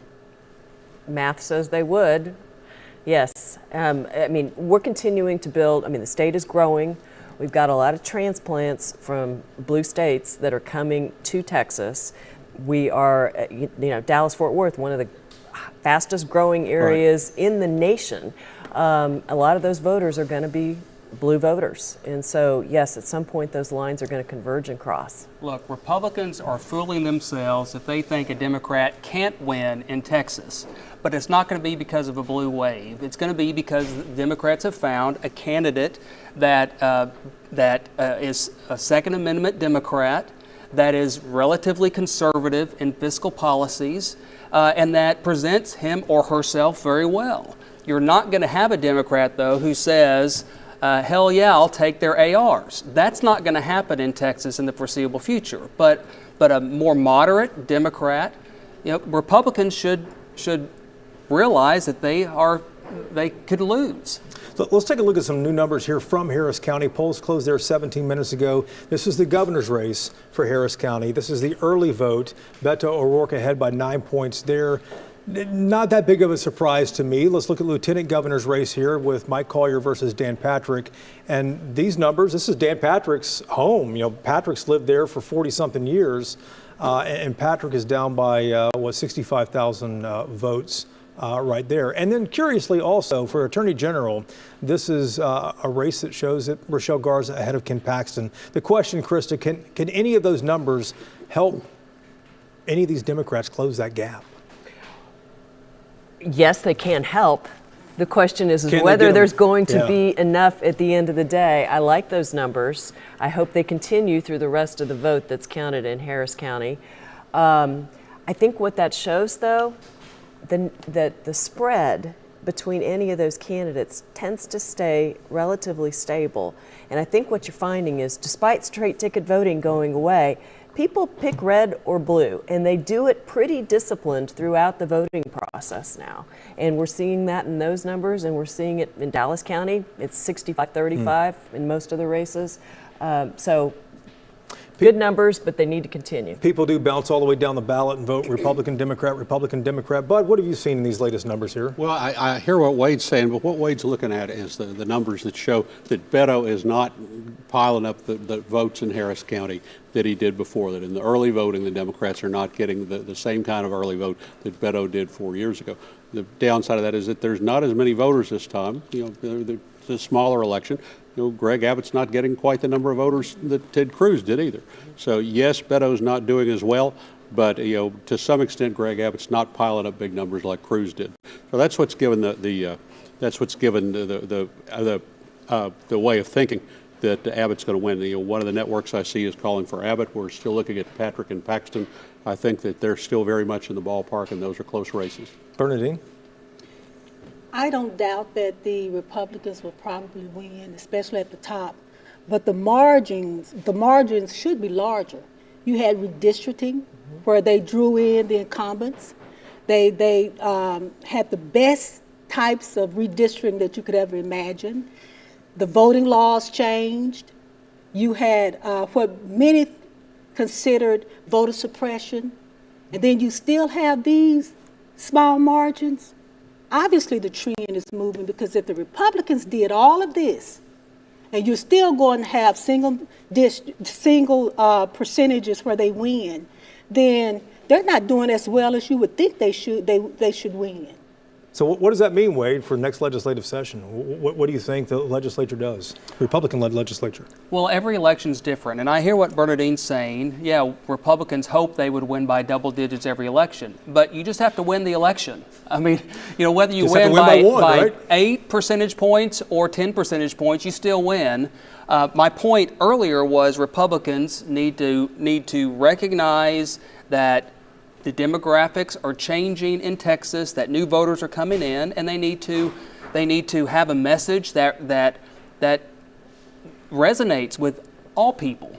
Redistricting, yes, that helps, but you didn't redistrict the whole state of Texas. You redistrict certain districts, but the Texas boundaries are the same. So redistricting doesn't change the governor's race or the lieutenant governor's race or the attorney general's race. Well, Wade, let me ask about messaging, because I would argue that the Democrats don't have any messaging in the state, and Republicans' messaging is far right. And I think that both of them likely need to come together at some point in order to grab those people in the middle.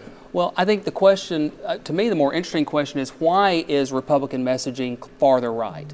And it's because there are so many people who aren't involved in politics, that they don't, the moderate middle don't vote in primaries as often as those on the far right or the far left. And so the messaging targets potential voters. If more people got involved in primary elections, then you would see different messaging. That's just the way it is. And so while the moderate middle may go to general election, they need to get involved in the primaries. Good point there. We're going to take a quick time out here. Don't X out of your feed here. We're going to bring in our TV audience. Chris Lawrence, Cynthia Zaguirre standing by for a live cut-in on WFAA's ABC News coverage there. So stick tight. We'll be right back.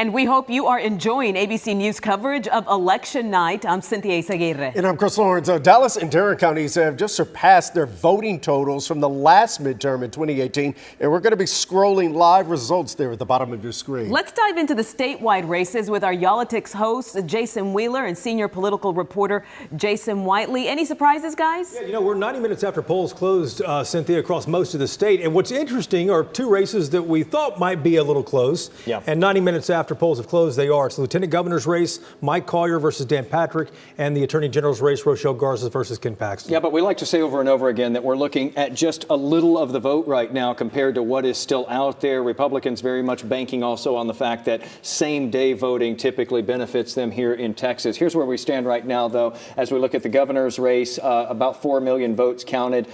Greg Abbott up over Beto O'Rourke by 7 percentage points. That's 274,000 votes separating the two of them. Again, a lot of votes still left to come there. Look at this. This is a tight one here, at least in the early going. We still have a lot of runway in front of us as we head through the rest of tonight. But you can see that incumbent Lieutenant Governor Dan Patrick ahead right now by about 31,000 votes. That's only with 2.8 million counted. And I say only because that's, like half of the early vote, not even counting what's happened today on Election Day. And then here we are with the Attorney General's race, Ken Paxton, up by 1 percentage point over Rochelle Garza. But again, look at all of this white that we see on the map. And this is very Republican-friendly territory out this way. So a lot more votes still left to come in throughout the evening. But hopefully here in the next little bit, this is really going to start filling in. And we're going to get a much clearer picture. And then one caveat too, Harris County, Houston has not yet reported its numbers here. So we're waiting to see what happens there. Chris, Cynthia, back to you. All right. Thanks, guys. Now we're going to give you an idea of how the campaigns are reacting to those numbers in real time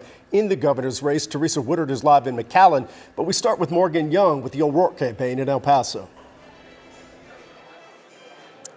Yeah, hey, Chris, the term seesaw has kind of been thrown out in this race as those numbers start to trickle in because, at one point, one candidate can be up over the other. And as supporters start to arrive here at this party, we see the little ripples of celebration when they see with those numbers coming in that maybe for a moment Beto's numbers are a bit higher. So we're actually hearing that reaction there. This is a campaign that, Beto O'Rourke acknowledged was going to come down to every single vote counting. That's why up until the very last minute, up until this afternoon, he was campaigning at polling locations in San Antonio, in Houston, in Dallas, saying he is targeting new voters, targeting young voters. We were there in Dallas and asked him, hey, looking at your campaign, talk about this strategy. And he said, hey, we need to get new people to the polls if this is a victory we're going to pull off. So we are here in El Paso. We are 2 miles from the border. Also on the border tonight is my colleague Teresa Woodard, who is covering Governor Greg Abbott's campaign. Teresa.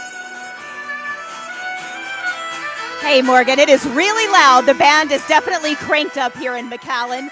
Just to give you an idea of how large the Texas border is, Morgan is in El Paso, 800 miles away from where I am in McAllen. We have not heard any word yet from the Abbott campaign. I texted them a little while ago to ask for any update, how they're feeling about numbers, and so far they have not responded to me. Although we did hear quite a large cheer from the crowd behind me a few minutes ago when they were watching some of the numbers that some of the networks were putting up on a television screen. We talked about being here along the border. Anyone who has seen any of the television ads or digital ads that Governor Abbott has placed maybe on Facebook or here on WFAA knows he has made border security his #1 issue. So there's a lot of symbolism in being here tonight instead of in Austin, where he has been the last 2 times he won the election for Texas governor.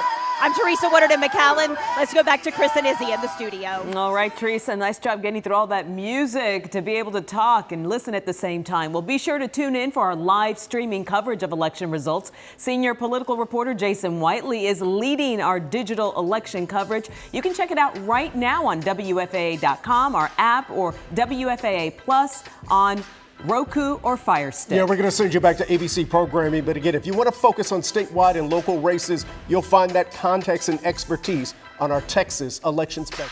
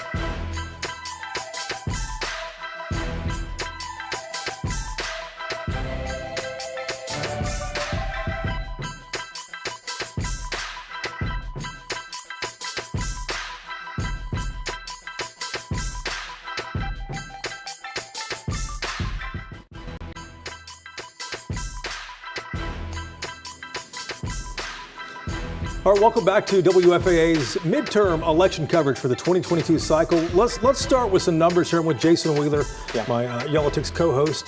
Let's start with some races we haven't talked about all night. Let's do that. We're 90 minutes in. We haven't even talked about these races, man. Let's start hyper-local here with Congressional District 30. This one going as expected tonight. This is a heavily Democratic district here in South Dallas, downtown, southern Dallas, down through Lancaster, DeSoto, Cedar Hill. Jasmine Crockett way out in front on this one in the early going here tonight. This is to replace Eddie Bernice Johnson, who's retiring from U.S. Congress. Right. So whoever wins this would be only the second representative to ever represent this district, because it was created 30 years ago, right before Eddie Bernice Johnson started serving in this district, and she's been there the whole time. And so now handing the baton to another generation. And right now it looks like Jasmine Crockett doing very well tonight. Should point out, though, that this district, historically, Eddie Bernice Johnson has pulled this district by 70, 80, 90, with 70, 80, 90% of the vote. True. So, and if we look at this right now here too, with Jasmine Crockett getting 77% of the vote, that's right. Kind of similar there too. The yellow check mark on there means the Associated Press has already called. AP went out on a limb with this one tonight. and thinks that Jasmine's going to. With a 57-point lead, Congresswoman-elect Crockett. Excuse me. Congresswoman-elect now with that check by her name. Exactly. Let's move on up the board here and go to Land Commissioner.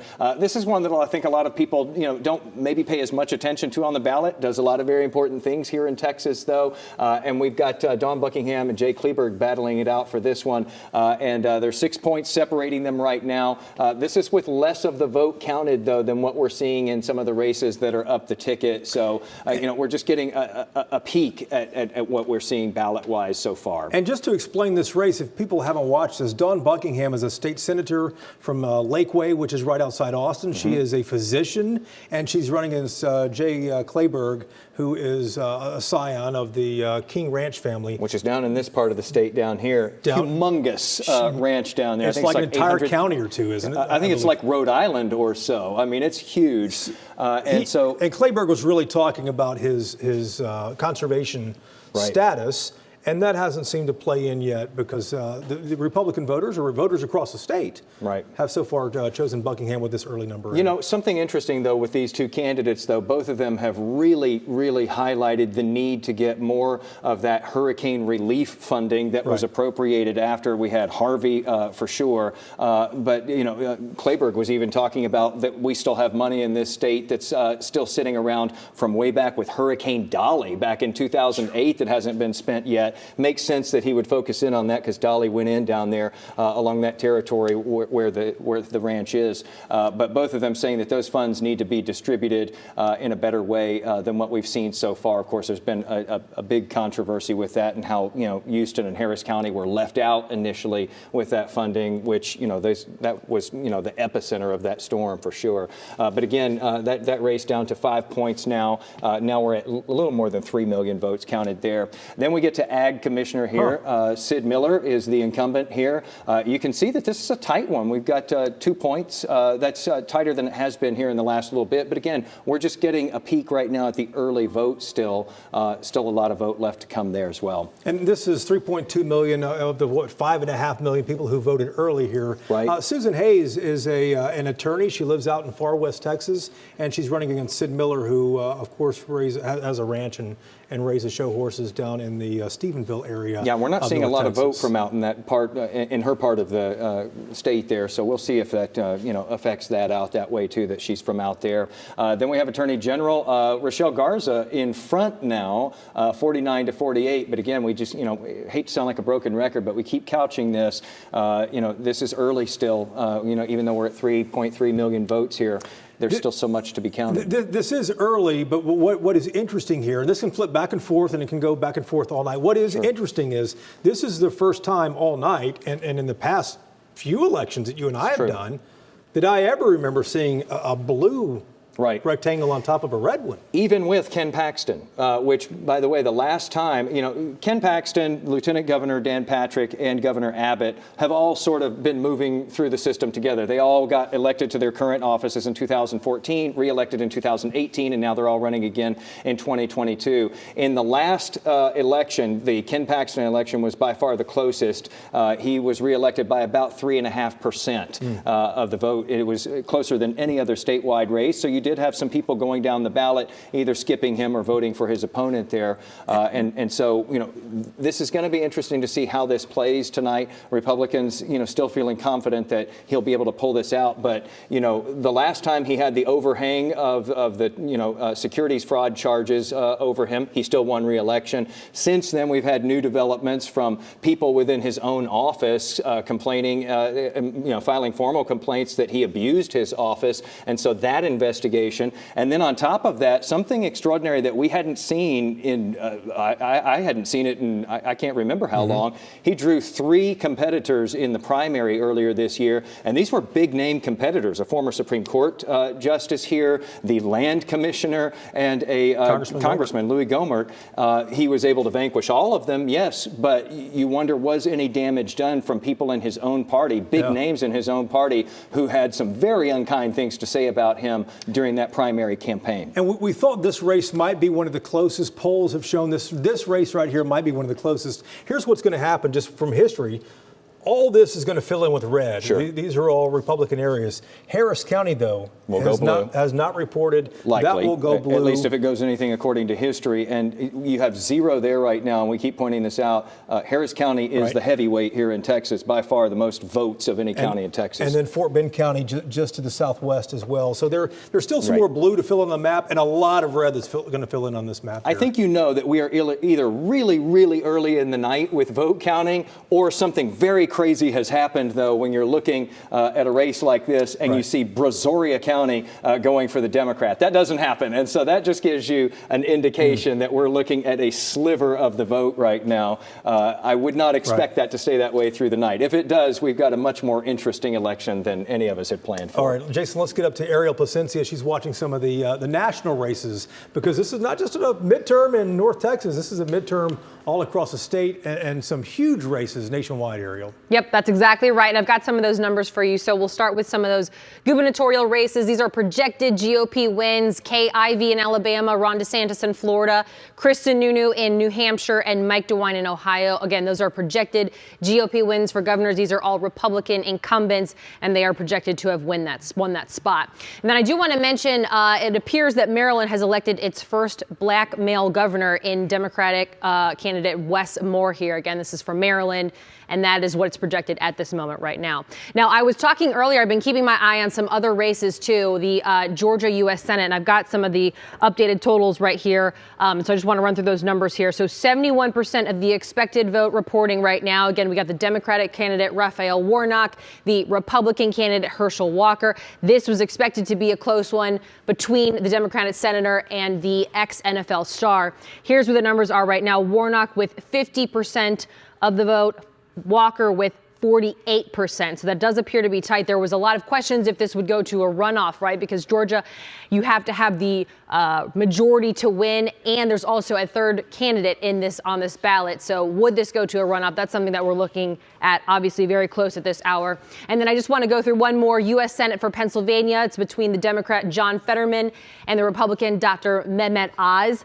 Right now, 27% of the expected vote reporting, Fetterman with 56% and Oz with 41%. So these are a lot of races that could have big consequences, and these are what I'm going to be keying on for the rest of the night, Jason.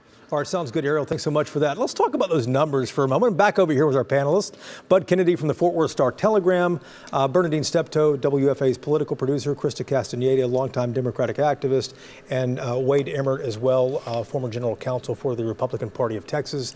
Let's talk about the numbers from the Attorney General's race, guys, because that number's flipping up and down. I've never seen a blue on top, but you see some latest numbers from the Secretary of State that we might not have up yet. And these are the numbers right here, 7% reporting. Right. At this point, there are almost 3.9 million votes that have been counted. Paxton's up 52 to 45. So that's a 7% lead, which is exactly what we predicted. You know, I'm not sure where the numbers came from with Garza on top, but it could just have been maybe a fluke in the timing of the reporting. Right. But clearly, he's winning by 7 percentage points at this point. At this point, too, clearly there's still a lot left to fill in on the map. Let's talk about, Krista, I want to ask you about the ballot, because this seems to be one of the strongest ballots, the strongest ballot, up and down the ballot on the Democratic side that I remember in the last 22 years here in the state. I mean, I think we've got some great candidates. You know, are they perfect? No, but are they good, hardworking, great people that people want to vote for? They are, and they've been working hard at their campaigns. Beto has been working hard around the state to convince people that Democrats should hold statewide office, including people that we don't normally reach out to. We as Democrats have some structural issues that we've got to spend time and money overcoming. We've got to invest in places where Democrats don't typically go. I think Beto's got the right approach to the mission. It's just going to take more time and more investment. And as we saw in Dallas County in 2006, once the thing slides off, it's going to be a Democratic state. But clearly, the Democrats have to invest in places Democrats don't go, all those red counties out in West Texas. But doesn't the Democratic Party need to invest in places like South Texas that the GOP has been knocking down? Absolutely. I mean, it's like any kind of contact sport. You got to hold the line at the same time you're trying to score points, right? Yeah. So absolutely, that's got to happen. Now, what I'm seeing around the state so far, it looks like we're going to hold our own. I don't think we're going backwards by any stretch. And I think we are going to make some gains around the state in various places. But, you know, we're advancing in every single election cycle, and we will get there. It's going to take that additional investment in places that Democrats don't normally go to finally get over the top statewide. Here's the problem for Democrats. Their messaging in Texas needs to be consistent with Texas values. But that kind of messaging doesn't bring in fundraising from the California Democratic donors or the New York Democratic donors. So you've got Beto who says, we're going to take your ARs, and California people love that, so they'll donate to him, but that sinks him in Texas. You're not going to win in Texas with that kind of message. So there may very well be structural problems. I think there's messaging problems. I think if a Democrat's going to win in Texas, they're going to be a moderate Democrat who has Texas values, doesn't talk much about gun control, talks about family values. Those are the Democratic candidates that I think could break through in Texas in the foreseeable future. But who? Go ahead, Krista. Well, I think it's not just a messaging problem. I think that it is a brand problem, and I think the Republicans have done a very effective, I'm not going to say good because it's not good, but a very effective job at painting the Democrats as all the things that we see on the TV commercials, right? So the message, the challenge is for the brand to be seen differently in the places where Democrats don't normally go, because only once people are receptive to the brand can they be receptive to a message. But how do Democrats do that, though, Krista? Because you look at the communications machine on the right, from AM radio to cable news, they have it down. The equal time doctrine, is that what it used to be called? It's what it used to be called before Congress abolished it. That, I would posit, is the number one thing that has taken down our democracy. If our democracy is failing, it's for failure of that doctrine. Look, the problem is not AM radio. The problem is Democrats wanting to defund the police. Yes, that plays well on TV because people are against it. I mean, if you want to change the messaging and the brand, then change the messaging and the brand. Texas values. No more defunding police, no more gun control, and you might have a candidate who has a shot statewide. This is like our old Flashpoint segments, isn't it, guys? Jason, the Democrats always long for the days of Ann Richards. But you remember during Ann Richards' campaigns, what did she do? She shot a gun, hunted dove, and she led prayer. She's a Southern Baptist who knew how to shoot a gun and lead a prayer. To Wade's point. No Democrat since then has been seen, hunting or leading prayers.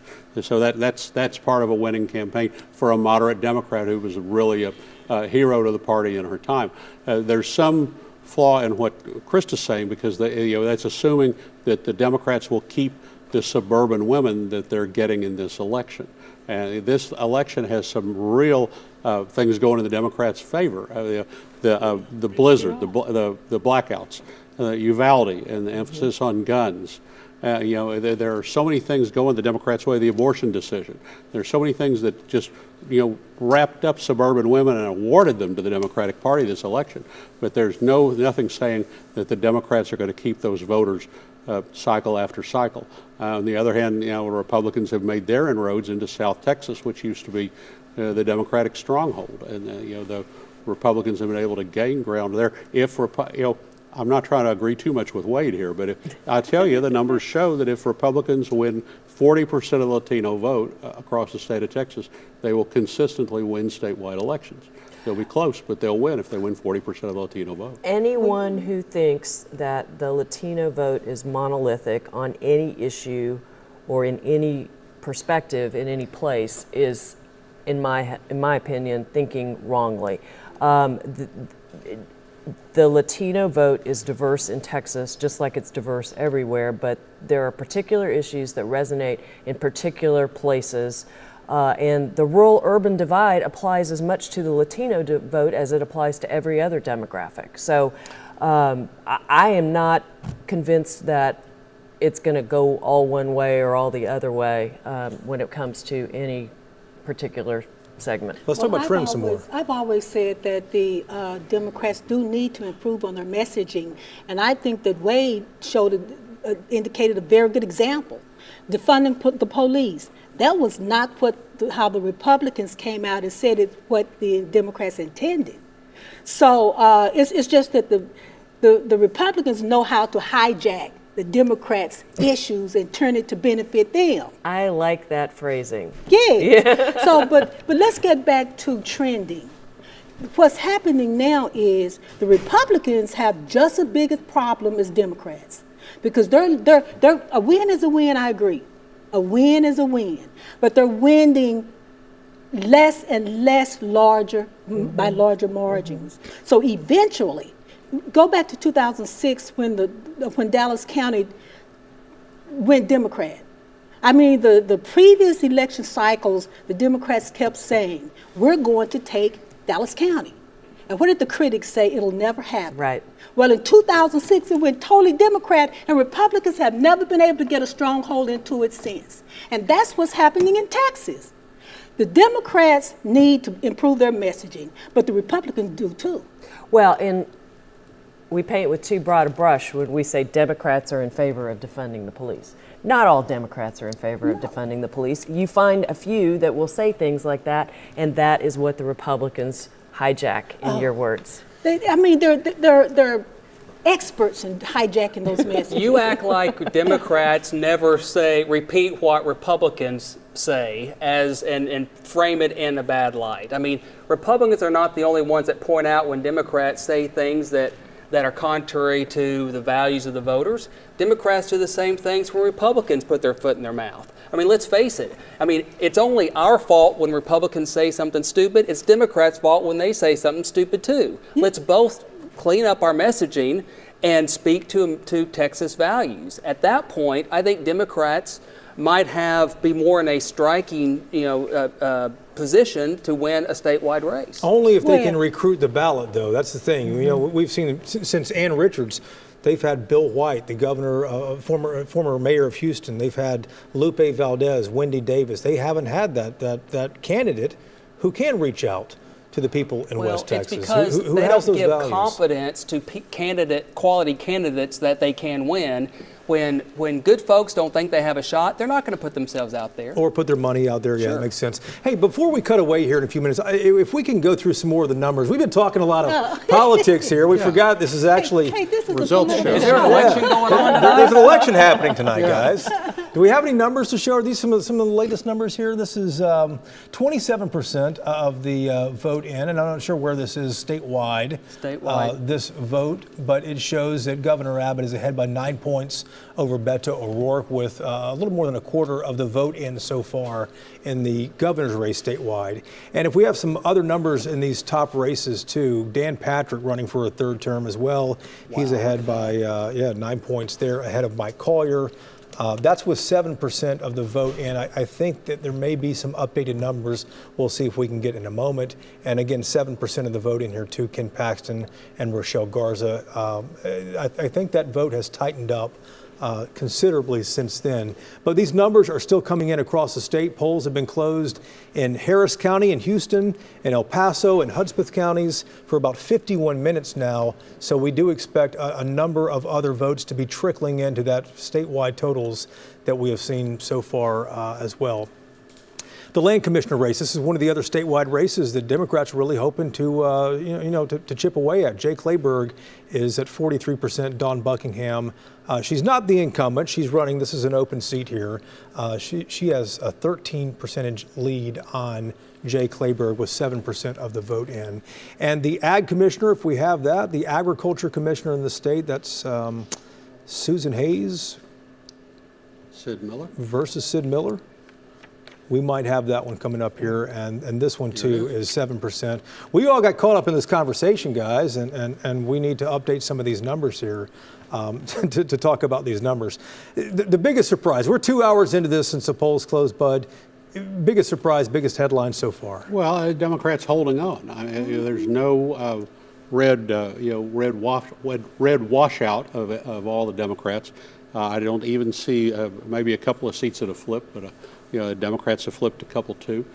Democrats are holding on in Tarrant County to a commissioner's seat, winning a House seat in Collin County. The numbers are not piling up against the Democrats. Democrats are holding on to what they have, which was never expected in this cycle. This is the election cycle where Republicans expect to have a wave and wipe everybody out. Whether a Democrat in the White House, the first cycle of redistricting, Republicans should win everything. It's not happening. Inflation, what it is as well too. Bernadine, biggest headline, what do you think? Yeah, the issues worked in the favor of the Republicans, but here's my take. This is Republican. I don't think anyone expected a Democratic sweep, but the Republicans are not having that good of a night. I mean, they're not sweeping out Democrats. Democrats are holding their own. And I think, honestly, the Republicans knew that the races would be this tight, because if you look at Abbott, if you look at Patrick, they campaigned harder than I've ever seen them campaign. Matter of fact, they haven't had a campaign before, really. Well, you had Abbott in North Texas and going to the churches and shaking hands. So I think most of that, we're going to have a landslide. That was rhetoric, because I do not think that the Republicans actually thought that they were going to have these double-digit wins. It doesn't show it. Krista, from the Democratic standpoint, biggest headline do you think tonight? I agree with Bud. We're holding the line on what's happened the last couple of cycles. It's not a red wave, and that's good news for Democrats. And Wade, a win is a win. Well, I don't understand when you say it's not a red wave. Republicans already control every statewide race. What more do you expect us to do? I mean, we're winning by 8 percentage points, 9%. That's not close. That is not a close election. So I think Republicans are having a good night in Texas. It remains to be seen if it translates nationally. They talk too much. That's the problem. Who talks too much? The Republicans talk too much, talking about how we're going to have this double-digit win. And we're talking too much as well, too. Okay. Hey, we're going to stand by just for a moment. Don't X out of your window here as you watch our streaming coverage of the 2022 midterm elections in Texas. We're going to cut away for a quick update for our TV audience. Chris Lawrence, Cynthia Zaguirre standing by right now.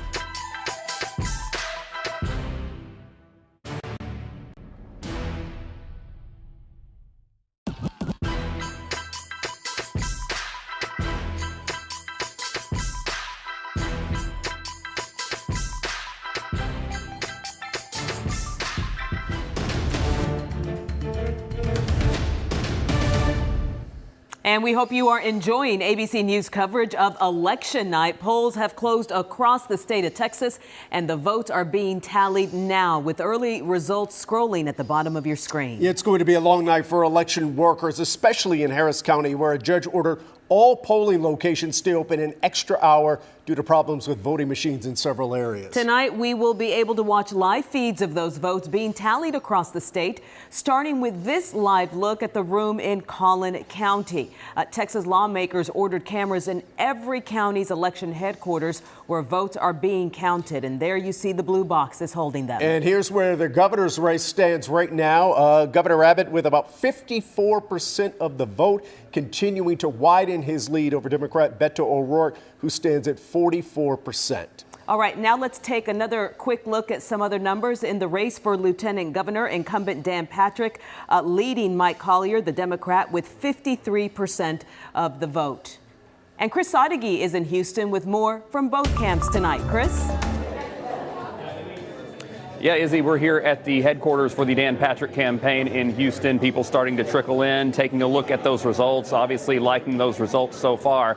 Lieutenant Governor Dan Patrick facing Democrat Mike Collier, just as he did 4 years ago. Collier is watching tonight's proceedings over in Austin, watching with the Texas Democrats. The matchup 4 years ago between these two in 2018 was a close race, 51% to 46%. Patrick took that one. As we look at those numbers right now, that lead has widened, or that margin has widened. So that could be an indication of how voters feel about the job Patrick has done in the legislature. Let's send it back to you guys. Chris and Izzy in the studio. All right, thanks so much, Chris. We're going to send you back to ABC programming, but if you want to keep that focus on statewide and local races, you'll find that context and expertise on our Texas election special online. It's going on for another half an hour. Now go to WFAA.com or go to our social media channels to watch that live feed. We'll see you again in about 30 minutes. Good night.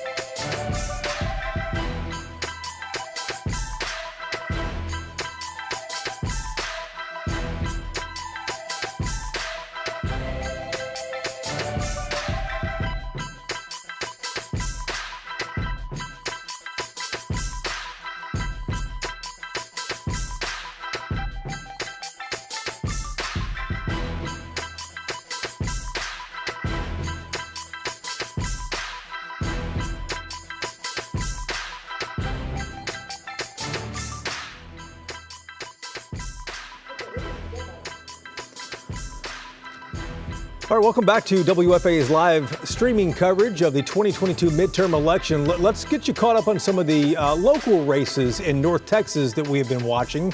The first is the Dallas County District Attorney's race. This is incumbent John Creuzot running for a second term. The early vote is in. This is what 2/3 probably of the total vote, we're told. He is significantly ahead, by 20 points ahead of Faith Johnson, who is challenging him again in the same race that we saw 4 years ago. To Tarrant County in Fort Worth, where the judgeship, the county judge seat, is open right now after Glenn Whitley is retiring as a Republican over there. Tim O'Hare ahead by 6 points of Deborah Peoples. He's ahead by 22,000 votes with 71% of the precincts reporting there. William Joy is out there with the O'Hare campaign, and I believe he's talking right now to the Rick Barnes, the chairman of the Tarrant County Democratic Party. William, what is he saying to you there? Yeah, Jason, I'll bring in Rick in just a second. Real quick, I want to give you an update on those numbers. You know, Tim O'Hare, he grew his margin just slightly in that election day voting, outperforming early voting, which might be expected. Republicans doing better on election day. I want to point out something real quick, though. What's fascinating about the Tarrant County numbers is those margins. That's what really we're looking at. Tim O'Hare, certainly with that 6-point lead, as you're talking about right now. But if the phrase, as goes Tarrant County, so goes Texas, is true, then the races that are the most fascinating are that lieutenant governor race, which is just a 1.5% margin here in Tarrant County, and the AG race, just a 2% gap. But what's also interesting is the race for governor and the race for judge are almost identical. And that's why I want to bring in GOP Chairman Rick Barnes. I'm curious, you know, when I was talking to voters outside polling places today, I heard a lot about abortion, a lot about immigration, inflation. These are all national issues. Surprisingly, I heard no one talk about property taxes. To what degree do you think voters are voting for county judge versus voting for governor when they're going to the polls? Well, I think the reality is we got a packed house here tonight. We're really excited about our returns. We know that we're going to win these local seats, but we also know we're going to win statewide. And the beauty to that is we have an opportunity for the two to work together, move the entire state forward. And as the state goes, so goes Tarrant County. Or as Tarrant County goes, so goes the state. We're in a prime position to move everybody forward through this election, and we're looking forward to that. What do you think has been resonating with voters? I mean, there's a lot of talk about the Democrat message versus the Republican message. What do you believe is resonating in Tarrant County? Well, the economy is huge. People are really worried about the economy and where they're able to go financially. They're also worried about the border and what's going on with the border, but they're also worried about making sure that Tarrant County remains a red county. Just tonight, we've determined yet again that we're the reddest urban county in the entire country, and that's big for Tarrant County voters. We're going to continue to move that needle forward and continue to reelect people in those offices. You say that, but in 2018, Abbott won the state by about 13%, won Tarrant County he did about 6% better statewide than he did in Tarrant County. Right now he's doing about 4% better statewide. Is the gap shrinking a little bit in Tarrant County? Well, it's an urban county, and the reality with urban, you have a lot of voters out there that aren't necessarily lined up with the rural mindset that a statewide has an opportunity to go be a part of. And so in our rural county, we know what we got to work with. We know the two big cities, Fort Worth and Arlington, and we work closely with all those from the beginning of school board elections to citywide elections and then to our countywide elections. And tonight showed us that we're ready to win those elections and move forward. I want to talk real quick about the Precinct 2 race. That was a race you guys put a lot of time, effort, and money into. Right now, that one also remains very, very close. What are your thoughts, and why is that important to voters? Well, we're still watching Precinct 2 because we know that's an important one for us, but in a lot of ways, that's a corner of our county that a few years ago was changing a whole lot, and we put a lot of time and energy into it for the past 2 years, and I think we're going to see as a result of today's election, the Andy Wynn's going to win that race, and then we'll be able to have a commissioner's court that has 4 Republicans and 1 Democrat on that court, and that's very important to Republicans in the county. One thing that we're clearly seeing, as you heard me talk about with the AG's race, the Lieutenant Governor's race, there are a lot of voters splitting their tickets. They did it in 2020. John Cornyn won this county by a good margin, but obviously Biden won this county. What do you make of the split ticket voters here in Tarrant County? Well, Abbott winning our county is huge. I think we've turned back the cycle, back the other direction. We saw that for 2 cycles in a row with Cruz in 2018 and then with the president in 2020. We're going to see a win tonight across the county, and that's going to catapult us forward to 2024 when we're going to continue to see those results. We know how to work with our new citizen, and we know that what their needs are out there, and we're answering those questions that they have. If we can address the elephant in the room, or maybe the elephant not in the room, Glenn Whitley didn't endorse Tim O'Hare. That was obviously a lot of talk. Were Republicans, conservatives going to maybe run away from him because of the way that primary race went, very combative with Betsy Price. But right now that margin is right on par, even slightly outperforming the governor's margin here in Tarrant County. What do you think explains that? Why were Republicans rallying around Tim O'Hare, even less so than the governor and lieutenant governor? Yeah, well, first of all, Tim O'Hare is an outstanding candidate. He got out and he worked hard, and he's going to replace a guy that chose not to continue that work. He's not only stepping down, but he turned against the party, and that mindset is really bad. People turn on that kind of a messaging. And so we're going to see Tim move forward. He's going to be conservative. He's going to be a party supporter. But he was also the team rally, the one that pulled together all the candidates from all other places, and everybody revolved themselves around him, and he's going to be the next leader of our county. In your speech, you talked about looking ahead to 2024 and that, the next step starts tomorrow. What are the next steps? What are the next targets for the Tarrant County GOP? Well, the first next step is figuring out who's going to be the next presidential candidate. I think there's lots to be said for where we're going. We also saw DeSantis won tonight, and he's going to be a big part of that conversation as we look forward. The president, Trump, has told us that next week he's going to be making an announcement about where he's headed. Once we know where we're headed, we'll be able to know where to go next. But we're going to live in this win for a little while. We're going to enjoy it for a week or two, and then we're going to get headstrong, getting ready for 2024. Last thing I want to talk about real quick. I had mentioned that national issues seem to be what we're driving people out, or at the very least statewide issues, right? Not so much county. What should be the county priorities for Commissioner's Court, for the judge, in your mind moving forward? Well, I do think that the economy is huge on a lot of people's mind. The fortunate thing for us in Texas is that Texas economy is still very, very strong, but the rest of the country is dependent upon Texas to guide that. We're the sixth largest. If we were a country, we'd be the sixth largest country in the world when it comes to our economy. So we got some great things going on, but people are tired of not being able to go to the store and get what they want. They're tired of high gas prices. They're tired of what the Biden administration is causing to this country, and we're about to let a guy like Robert Francis O'Rourke continue that in Texas. So we're looking forward to what we're going to do. It's going to be important for us moving forward.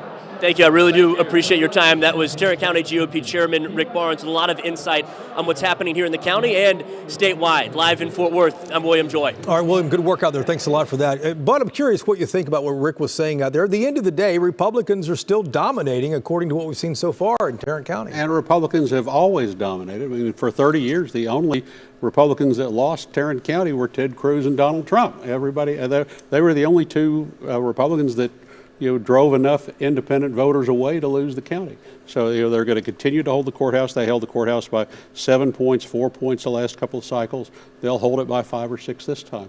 He talked about, but look at what's happened in Tarrant County. There's so much focus on Tarrant County being a bellwether county. If you save Tarrant County, you save America. The Patriot Action actually says that. Look at all the groups that put work into Tarrant County for Republicans. Patriot Action Focus, the cell phone folks, the True Texas Project, the work they do, Jonathan Stickland, the Wilkes-Dunn money, the libertarian efforts. You have all this Republican effort focused on this one county and trying desperately to keep it in the red column. They've nudged it up a couple of points this time. They have Tim O'Hare as, he called him the leader of the county. He's the presiding official at the Commissioner's Court, but we'll see how much he uses that pulpit from here. And Wade, it is a tremendous investment that the GOP, or not the GOP, but the conservatives have made in Tarrant County. Why Tarrant County, though? Well, I don't think it's just the investment. I mean, you can't take away what Tim O'Hare has accomplished. I mean, he ran a primary against what everybody would say would be a popular mayor in Betsy Price and beat her pretty soundly. So the Republican voters in Tarrant County are there and have been there. To me, it's not a criticism to say Republicans are investing in an important county. Maybe Democrats should invest in some counties. Maybe they would win some of these other races. I mean, they are investing in Dallas County and others, but that's not a criticism to say you've got Republican workers wanting to haul into Tarrant County.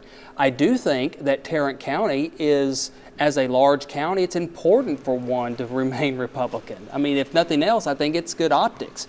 But look, Tim O'Hare, I give him props for what he's accomplished in Tarrant County tonight. Yeah, and Tarrant County, go ahead, I Bud. should say, too, I mean, this all started on the school board races. I mean, Tim O'Hare started building this by his effort in Southlake to stop critical race theory in South Lake. It's the same path that Giovanni Caprileone rode to the State House, 15 years ago, was find a school issue, rally school voters in the suburbs, get them all on each side, collect those names, and then run for higher office based on those school issues. It's the work the Republicans have done, and Patriot Action in particular, in winning school board races, building support, and building candidates. But, and remember, that was a response to critical race theory, a response to some Democrat policies. So, I mean, it's kind of a yin or yang, Those were not Democrats in South Lake, Well, writing the critical race theory is a Democratic, initiative. Those were not Democrats. There you go. And look, Tim O'Hare was responding to that. And if you recall, as mayor of Farmers Branch, he kind of led the charge in fighting immigration in the city. Yeah, and Tarrant County remains, Bud, as you and I have talked for a long time, the largest Republican county in the state. The largest reliably Republican county in the state. And tonight reinforced that. Harris County has more Republican voters. Tarrant County, I think, will have the second most Republican voters. Well, speaking of Harris County, let's go to Ariel Placencia upstairs in our breaking news center. Ariel has been watching some breaking news that our Houston station, KHOU, is reporting about some provisional ballots and whether they will be counted for those people who cast them between 7 o'clock and 8 o'clock, like a state district judge said, right, Ariel? Yep, that's exactly right. And I mean, we've known that there were problems there all day. I mean, we told you a couple hours ago when they said that nearly half of the voting machines at NRG Stadium were down and were not working. So that in turn caused a lawsuit to be filed, and that's why those polls were open later than usual. Here's the tweet by the ACLU saying exactly that. Now, here's the issue that you were just mentioning, though, that the Texas Supreme Court has now said that any of those ballots that were cast during that later period,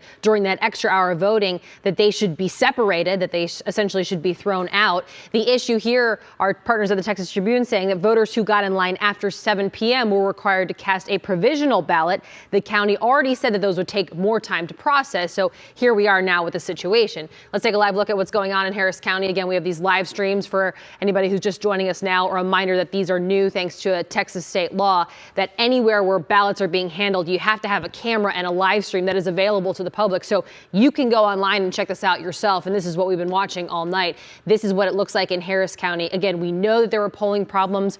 We had an interview with the elections administrator. He said that there were maybe 30 locations that had problems. There was a controller that went down. That caused more issues and problems, just a trickle-down effect. And because that was slow kind of getting going, that's why they were extended an hour. But now we, of course, have this news from the Supreme Court that we'll be watching moving forward, Jason. All right, Ariel, thanks a lot. Wait, let me ask you. You and I first met 15 years ago at the Dallas County Elections Office when we were watching some race come in.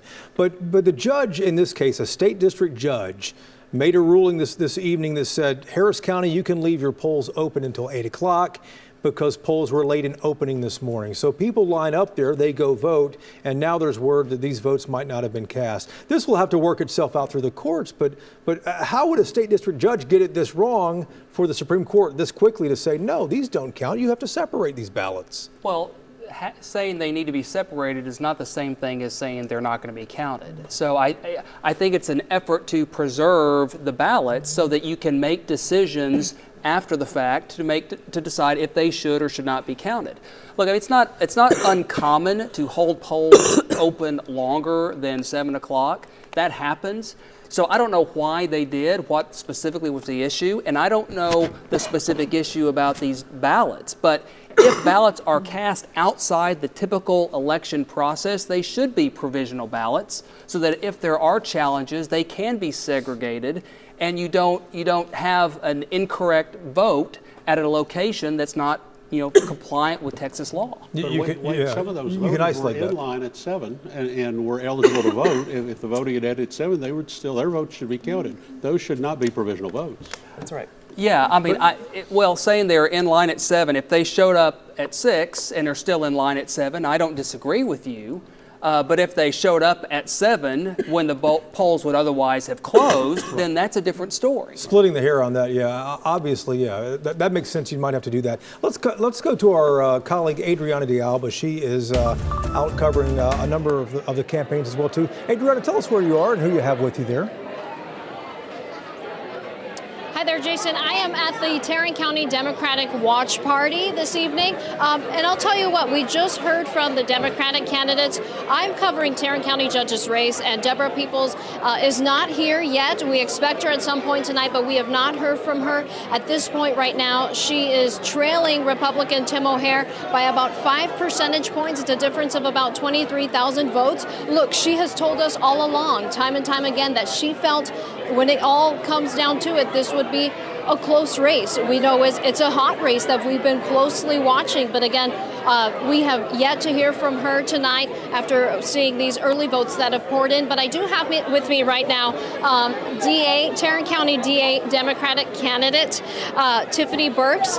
Now, Ms. Burks, I would like to ask you, how are you feeling at this point about the early vote in Tarrant County? Oh, I feel very good about the early vote. I'm very excited about it. You know, to have Democrats come in out of the gate at 47% is a very good start for us.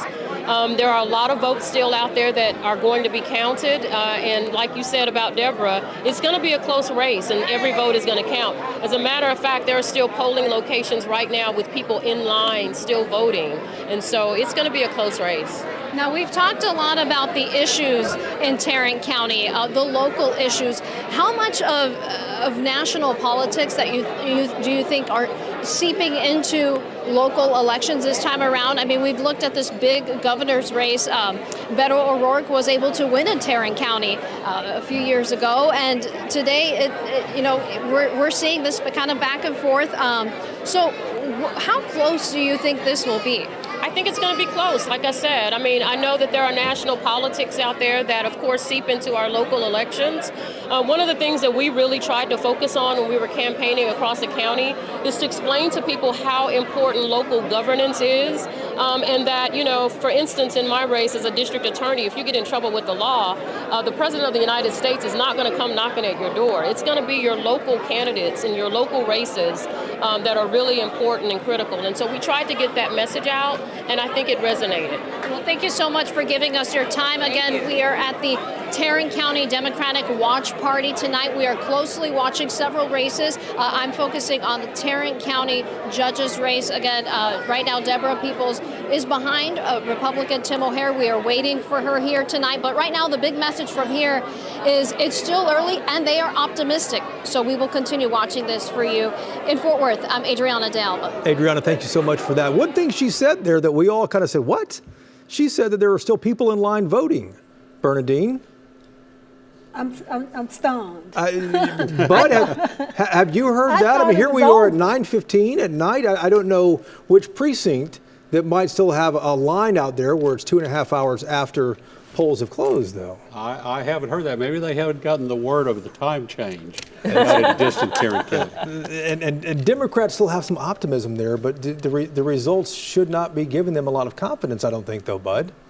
You know, I think the Democrats are trying to put on a good face at this point, and they haven't gotten any, just barely a little result behind. After the early voting, they've just gotten a few more results so far. So I think the Democrats are just trying to hold interest and keep the people at their party. Bernadine, go ahead. I'm just stunned. I thought it was over. We were talking about giving O'Hare his kudos, which he probably will get them. But to Tarrant County still voting, just amazing. Surprising there, and maybe her numbers are still coming in as well. But that is interesting. Just an update, if we can, before we go to our TV break here in just a moment. Can we go back through the numbers for our other races in North Texas? These are. Let's go through our statewide ballot here too. Greg Abbott ahead by 10 points over Beto O'Rourke. That's kind of the numbers we are seeing right now. It may be 12 at this point. In the 9 o'clock hour, we're at double digits right now. These numbers have kind of fluctuated a little bit. This is 20% in. It shows about 9 points. Wade is looking at some updated numbers that may be higher than that. The race for Lieutenant Governor, Dan Patrick, there also in the lead against Mike Collier by 10 points in that race with 1 out of 5 votes in so far. And in the race for Texas Attorney General, this is Rochelle Garza, who is trailing Ken Paxton by 9 points in that race as well. Do you have an updated numbers on that one? I see you raising your hand here on that. Just want to make sure I wasn't missing something. I guess I was just going to make the point that where we started the night by saying we felt like this is where the numbers were going to come in, and we're seeing that where happen. we are now. Yeah, and I'm not so sure they're still voting in Tarrant County. Maybe what she meant was they're counting votes still. Makes more sense. Yeah. Flip your paper over. What was the prediction you gave us when you sat down here at 8 o'clock? I underestimated Greg Abbott. I said he'd win by 8 points. 6 to 8, I think is what you said? I said Lieutenant Governor 6 to 8 or 6 to 7 points, right. And then Paxton would be about 6. Looks like I underestimated. If the numbers hold true, Abbott is 10-plus point victor. Do we have Harris County in, though? And it looks like we're probably not, we think 7.7 million votes are counted, and we're seeing totals here that are in the we still have, we still have a number of the vote. It could still tighten up. Your numbers might be right after all, Wade. Yeah. All right, guys, stick with us for a few more minutes here. We're going to cut away, bring in our TV audience. So Chris Lawrence and Cynthia Izagiri can update our TV audience with what's going on here in Texas. Back here in just a moment.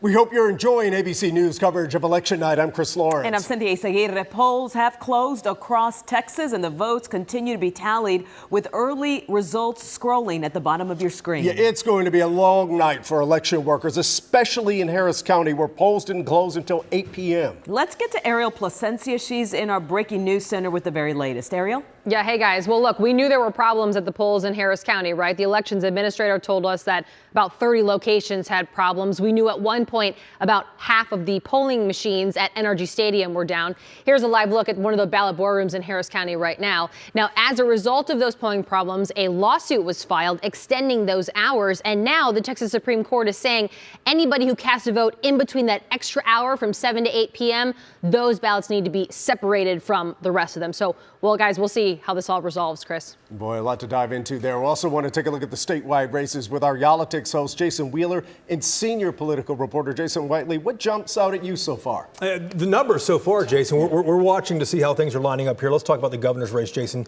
You found something interesting in Uvalde County. Yeah, this has looked a lot like what we have been seeing in a lot of the polls, about a 10-point lead for Governor Abbott right now, holding at about 9 points, but we've seen that fluctuate right around that 10-point mark as we've gone through the evening. 500,000 500,000 votes separating him with his challenger, Democrat Beto O'Rourke there.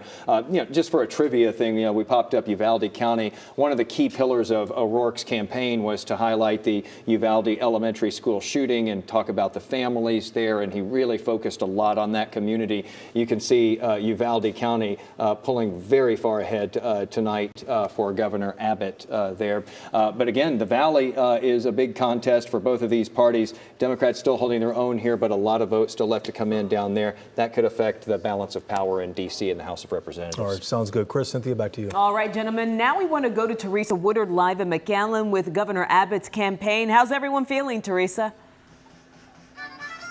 Hey, Cynthia, well, still no indication from the governor's campaign when we might see him, or what this crowd is really hoping for is to hear from him soon.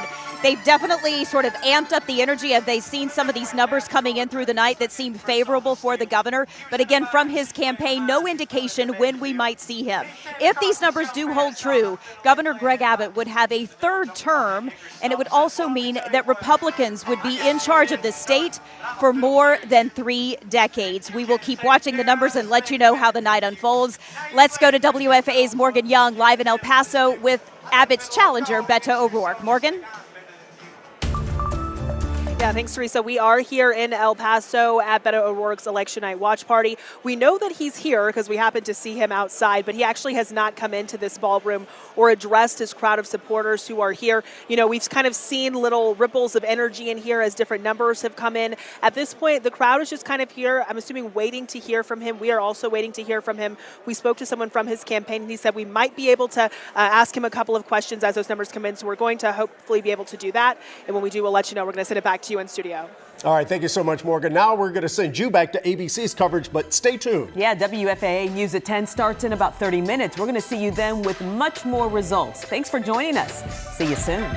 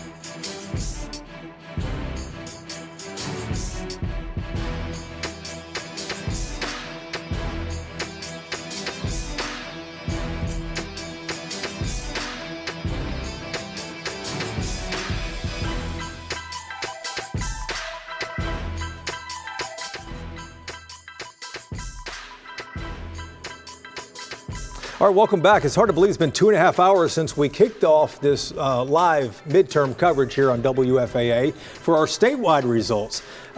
We have already burned through our time, unfortunately, so we are going to sign off on the stream here, but don't X out of the stream because we're still going to leave the results for all of the statewide races and local races in North Texas. All of those will remain streaming on here. Join us for WFAA News at 10 for a wrap-up of what's happening across the state. Our reporters are spread out across Texas, and we'll see you back here in about a half hour.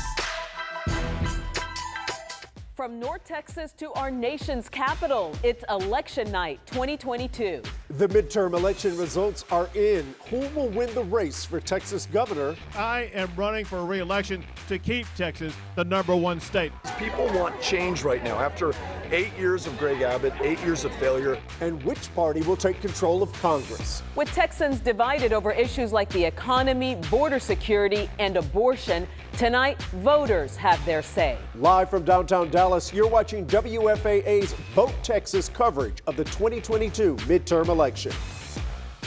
As we come on the air, ABC News projects Governor Greg Abbott will keep his seat against Democrat Beto O'Rourke. Thank you for joining us. I'm Cynthia Izaguirre. And I'm Chris Lawrence. I want to dive right into the numbers to show you why ABC has called the race. Take a look here. You can see basically Governor Abbott with about 55% of the vote, with about a third of the vote in, to Beto O'Rourke's 44%. Senior political reporter Jason Whiteley is here with a closer look at the numbers. Jason. Let's go straight to McAllen, where Greg Abbott is about to take the stage and accept this win tonight in McAllen. Let's take a look.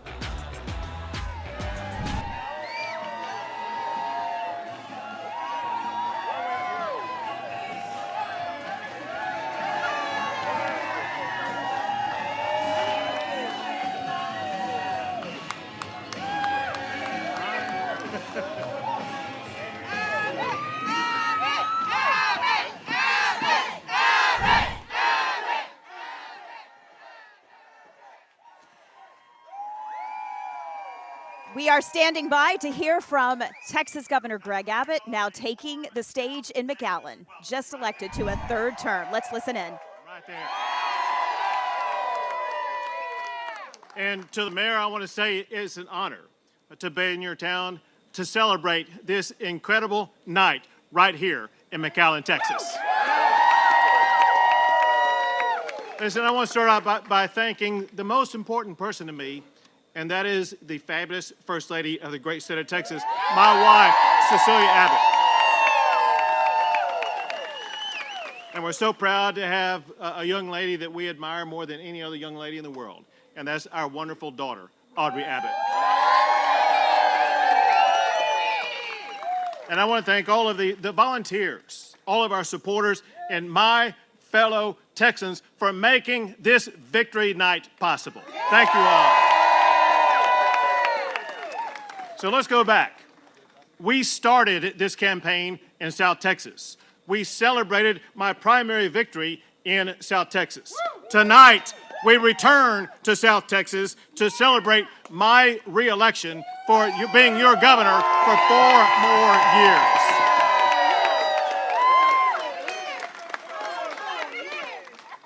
And to be clear about this, we planted our flag in South Texas, and we showed America that South Texas is now electing Republicans to office in our great state. Right before coming out here, the numbers stayed the same, and I think they will stay the same.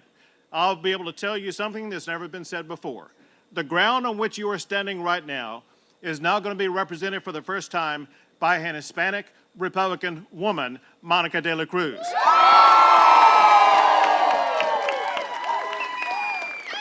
She'll go to Congress, and the first thing she will do is to fire Nancy Pelosi as Speaker of the House. But it's bigger than that, because Republicans that we endorsed were elected from Nueces County to Cameron County, Hidalgo County, and all the way over to Terrell County on the border, and counties in between. So I want to say tonight, congratulations to the next generation of Republicans who were elected tonight. They will be tremendous representatives at whichever level they serve. So I ran this campaign for Texans to have safer streets, for homeowners who are burdened with skyrocketing property taxes, for our oil field workers who beg for me to protect their jobs. You've been listening to Texas Governor Greg Abbott, who is celebrating re-election for his third term as Texas governor, clearly sending a message that he is happy to be in South Texas and very happy with the results in South Texas. This will be his third term, but remember, this is a political career that began in Texas in 1996. He has been in elected office in this state for 26 years. It started as a Supreme Court justice, then he was Attorney General for 12 years, and now he's been re-elected to a third term as Texas governor. He has been talking about this message of border security and immigration and a strong economy, and it appears clear that that message really resonated with voters across Texas. But again, his message tonight, celebrating what he says is a resounding victory here in South Texas. His decision to hold this watch party just 7 miles from the Texas border also sent a message to Texas that this region matters to him. And that message about border security and immigration does not appear to be going anywhere as he embarks on this next term. Now, his opponent, Beto O'Rourke, has been in El Paso tonight, his hometown, also a border town. Let's go to WFAA's Morgan Young, who's been covering this campaign for us. Morgan? Hi, Teresa. We are still here waiting actually for Beto to come out and address his supporters. Up until a few seconds ago, they actually had our coverage here playing at this event. So this crowd here just watched Governor Abbott give his acceptance speech. Not a really big reaction here. We do know that Beto is here. He was in a different room speaking to some of his VIPs, if you will, for a little bit. But again, we're told he's supposed to come address his crowd in the next few minutes or so. You know, the energy here has been lively. Even as we watch those numbers come in, just lots and lots of support. We knew that this was going to be competitive. He ran his campaign saying today, even in Dallas, that he knew that every single vote would count.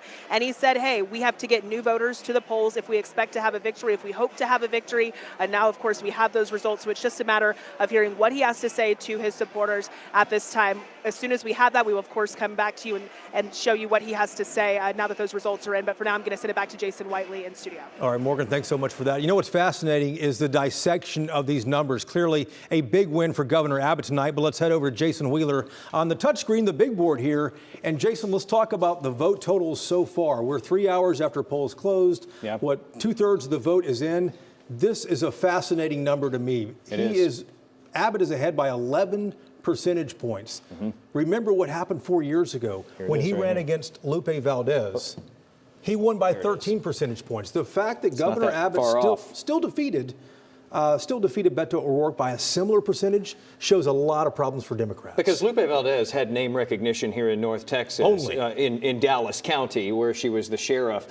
Beyond that, in most of the state, she didn't have a whole lot of recognition. Look at that, the lone blue county there here in North Texas, as well as the usuals down that way. But for someone with the name recognition of Beto O'Rourke to perform close to what Lupe Valdez did is pretty stunning, I think. Now, we do still have some vote left to be counted, quite a bit out of the Harris County area, almost all in from the Austin area, half of it from the Dallas area. So those numbers may start to look a little bit better for him, but there are other counties that will go the other way too. All right, sounds good. Chris and Cynthia, back to you. All right, thanks, guys. We're also seeing some parallels between the results from the governor's race and that for lieutenant governor as well. That's right. Incumbent Republican Dan Patrick seeking his third term, challenged by Democrat Mike Collier in a rematch from 2018. And let's take a listen to Dan Patrick on stage.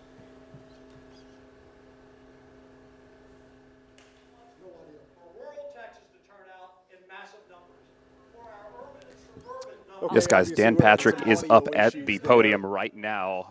He wanted to wait until Governor Greg Abbott done with his speech in McAllen, and now, now he has a double-digit lead. He's talking right now. Let's listen in.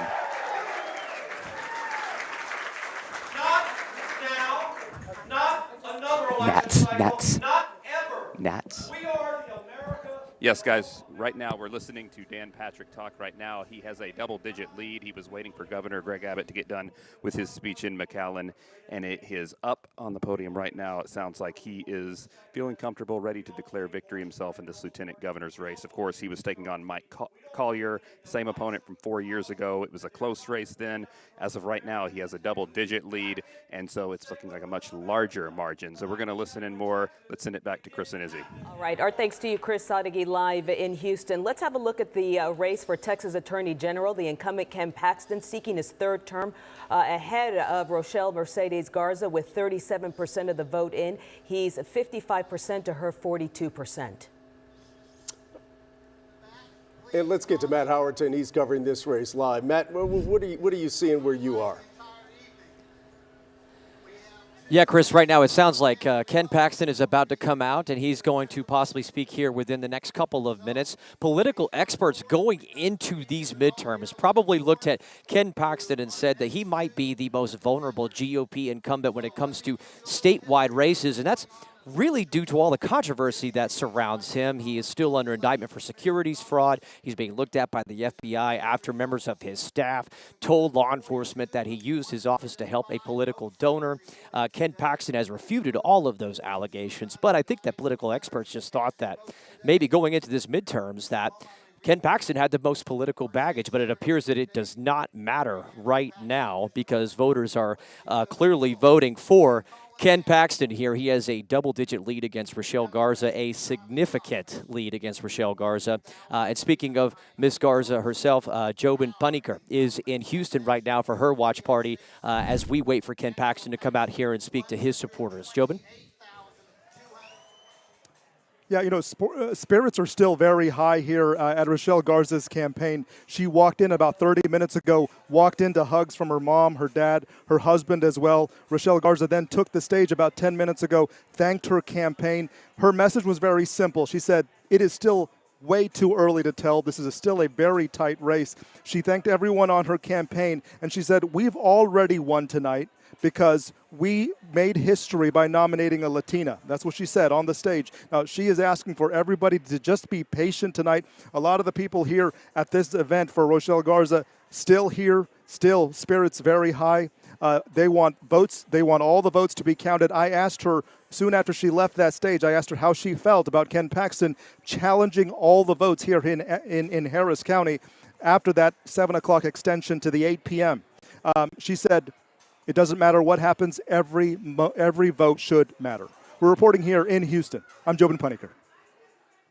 You know, in the polls leading up to Election Day, voters consistently said that their issues that they were most focused on were the economy and the border, and those were the issues that the Republican candidates grabbed a hold of and would not let go of. Along with crime, and there's much more than local and state races at stake tonight. Yeah, we're also watching the balance of power in Congress. Control of the U.S. Senate could depend on whether Pennsylvania's current Lieutenant Governor and Democrat John Fetterman or Republican Dr. Mehmet Oz. And in Georgia, the state that gave Democrats control of the Senate in 2020, incumbent Democratic Senator Raphael Warnock faces his Republican challenger, former Dallas Cowboys player Herschel Walker.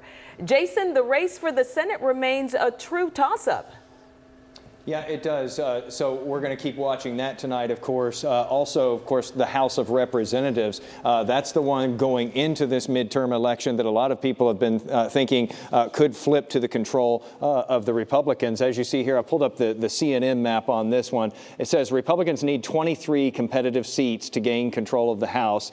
This is sort of that middle ground, those seats that they're fighting over there. Look at the map here. You barely see anything going on except these little dots of red where CNN is projecting that Republicans are flipping some seats there. Still a lot of seats left to go to figure out who ends up in control, though. And if I could just switch this real quickly, I will say that Texas has factored into this to some degree just because of what's going on down in the valley here. You've got 3 congressional seats that sort of go up in this direction towards San Antonio. They're skinny, narrow little districts here. Right now, a Republican has one of them. 2 Democrats also have seats down there. It looks like, at least at this point, a Republican is leading in one of those races, and Democrats are leading in 2 other ones, except they're sort of flip-flopped. But if that holds through the rest of the night, still some vote to be counted down there, that would basically cancel each other out, and these races down in South Texas wouldn't have any bearing on that balance of power in D.C. in the House of Representatives. Chris and Izzy. All right, great context there, Jason. And of course, Governor Greg Abbott has won his third term as governor of the state of Texas. We are waiting to hear from his Democratic challenger, Beto O'Rourke. And coming up. Yeah, is a city in North Texas on track to decriminalize marijuana? We'll have those results and a lot more straight ahead. Stay with us.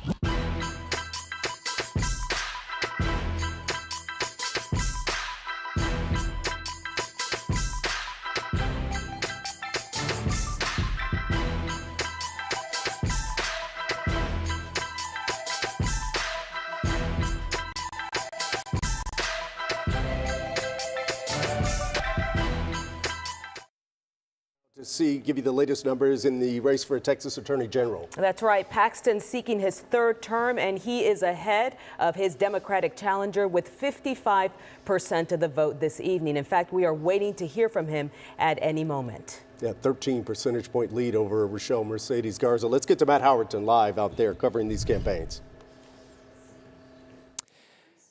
Yeah, guys, it's been a very interesting night, I think, leading up to these moments here later on in the evening, knowing what the results were going to be coming in this evening. A lot of people picked Paxton to be very close with Rochelle Garza when it came down to the results as they were coming in, but now we have a very commanding lead. And we've been talking about all the issues that he's been facing over the last couple of years. I think a lot of political pundits, basically pontificated, said, maybe Paxton, this could be the year that he would face trouble in the polls, but that's not happening right now.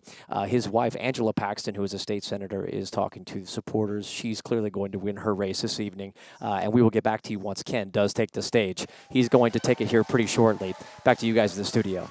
All right, thank you, Matt. We've been covering the statewide races. We got a lot of things happening locally as well. So let's take a closer look at Tarrant County, among the last counties in the nation dominated by Republicans. Yeah, tonight, Tarrant County voters will elect a new county judge for the first time in 15 years as current Judge Glenn Whitley retires. Republican Tim O'Hare is facing off against Democrat Deborah Peoples, and Tim O'Hare ahead in this race with 53% of the vote to Deborah Peoples' 47%. We want to go to William Joy covering these races. What are you seeing on your end, William? Cynthia, outside of the statewide races, this was probably the most closely watched race. Republicans likely came in the favorite because they haven't lost any countywide office here in Tarrant County in 30 years, but that margin appears to be narrowing. Nothing official yet. I just talked to Tim O'Hare's people, and so far no calls, but he's beating Democrat Deborah Peoples by about 6% right now. That's nearly identical to the 5% margin that Greg Abbott is winning Tarrant County by right now, which makes sense because, frankly, all the voters that we spoke to today seem to be motivated to come out by national and statewide issues, and that's also what Tim O'Hare really campaigned on. He was notably not endorsed by Republican Judge Glenn Whitley, who, as you mentioned, has been the judge here for 15 years. You can hear some of the cheering behind us now as the governor's race in Georgia is being called. But really this statewide race, or excuse me, this countywide race has been important because it really shows just how close the margin is. Nothing official yet, but O'Hare on pace for about a 6% win here in Tarrant County. Cynthia? All right, our thanks to you, William Joy, in Tarrant County tonight, and also in Dallas tonight. Voters cast their ballot on a $1.5 billion plan for a new convention center and a facelift for Fair Park. Yeah, this is called Prop A, and let me show you right now where it stands. At this point, with not all the vote in, obviously, but overwhelmingly at this point, 70% voting yes, 30% voting no. Basically what Prop A does is calling for a 2% increase to the city's hotel occupancy tax, and that would fund $4 billion improvements and renovation in the Kay Bailey Hutchison Convention Center downtown, as well as 6 venues in Fair Park. And now let's head to Denton. A majority of voters are supporting Prop B tonight. The measure would keep Denton police from charging people with low-level amounts of marijuana. Now, that would mean no more citations or arrests for Class A and Class B misdemeanor possession of marijuana, which is up to 4 ounces. This ordinance does not apply to the University of North Texas or Texas Women's University. They have their own police departments and policies in place. But again, Prop B looks like it's poised to pass with 70% of voters saying yes tonight. It's still a lot to get to, including county judges races, as well as some of our congressional races. We urge you to stay with us. We've got a lot more coming up after the break.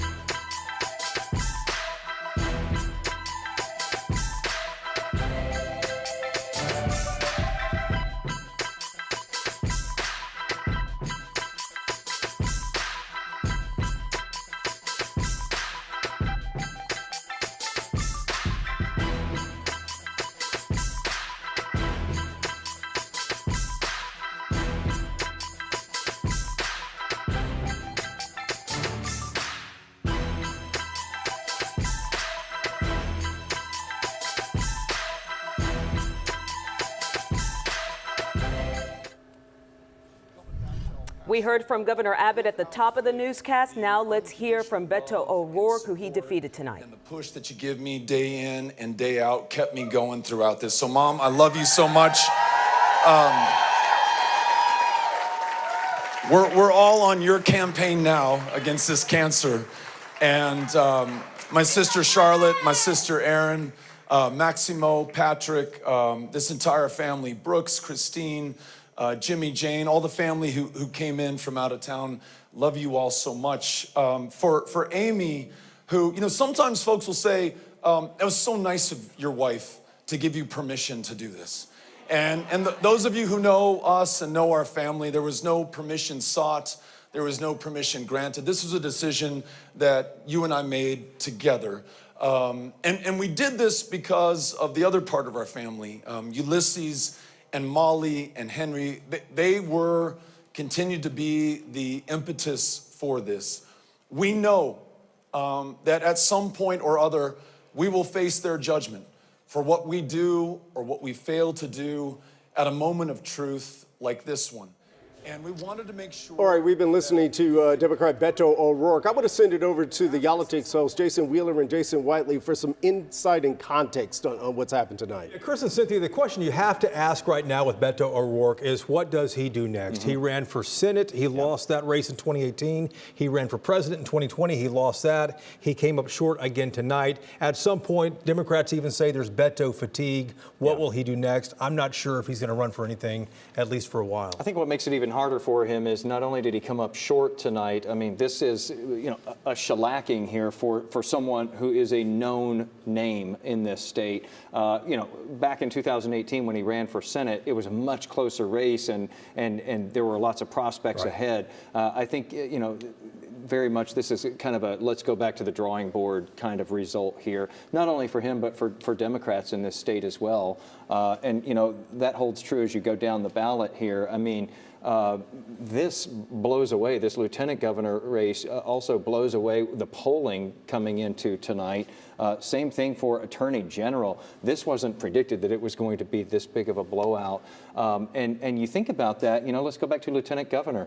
This is a guy on the Democratic ticket here who ran against Lieutenant Governor Patrick 4 years ago and, you know, got within, you know, 5 points. 5 points. Yeah. And he's a former Republican and spoke to Republicans and got the endorsement of Republicans and was a very conservative Democrat in this race. I do think that going forward after tonight, Democrats are going to be sitting down and going, what do we do from here? And before we go to break, I want to show the governor's race one more time here. The fact that Beto O'Rourke couldn't do any better than Lupe Valdez did 4 years ago is phenomenal indeed. O'Rourke is not going away. He is a tremendous fundraiser for Democrats. I just can't imagine we'll see him on a ballot for quite a while. We'll be back in just a moment.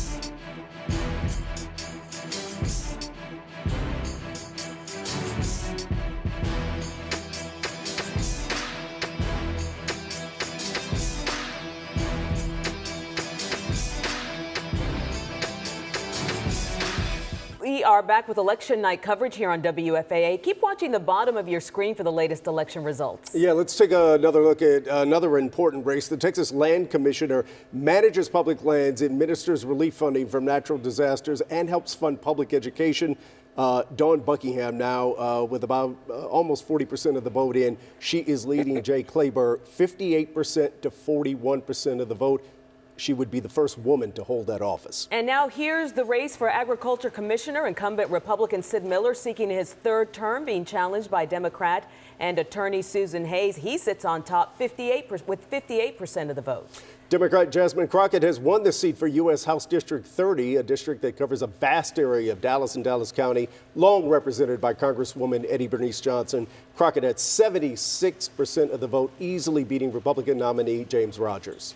All right, let's get some final thoughts from the Jasons. Any surprises? Yeah, you know, the biggest surprise to me, Cynthia and Chris, this was a huge night for Texas Republicans statewide. Democrats thinking that they were probably going to do pretty well. This is the best ballot Democrats have had in 25 years in Texas. They got absolutely smoked. Double-digit numbers is what Republicans did over Democrats in the state tonight. Yeah, we just went down the big races a few minutes ago, but as you just mentioned, Land Commissioner race, the Agriculture Commission race, those margins opened up even wider than the first three races on the ballot at the top of the ballot.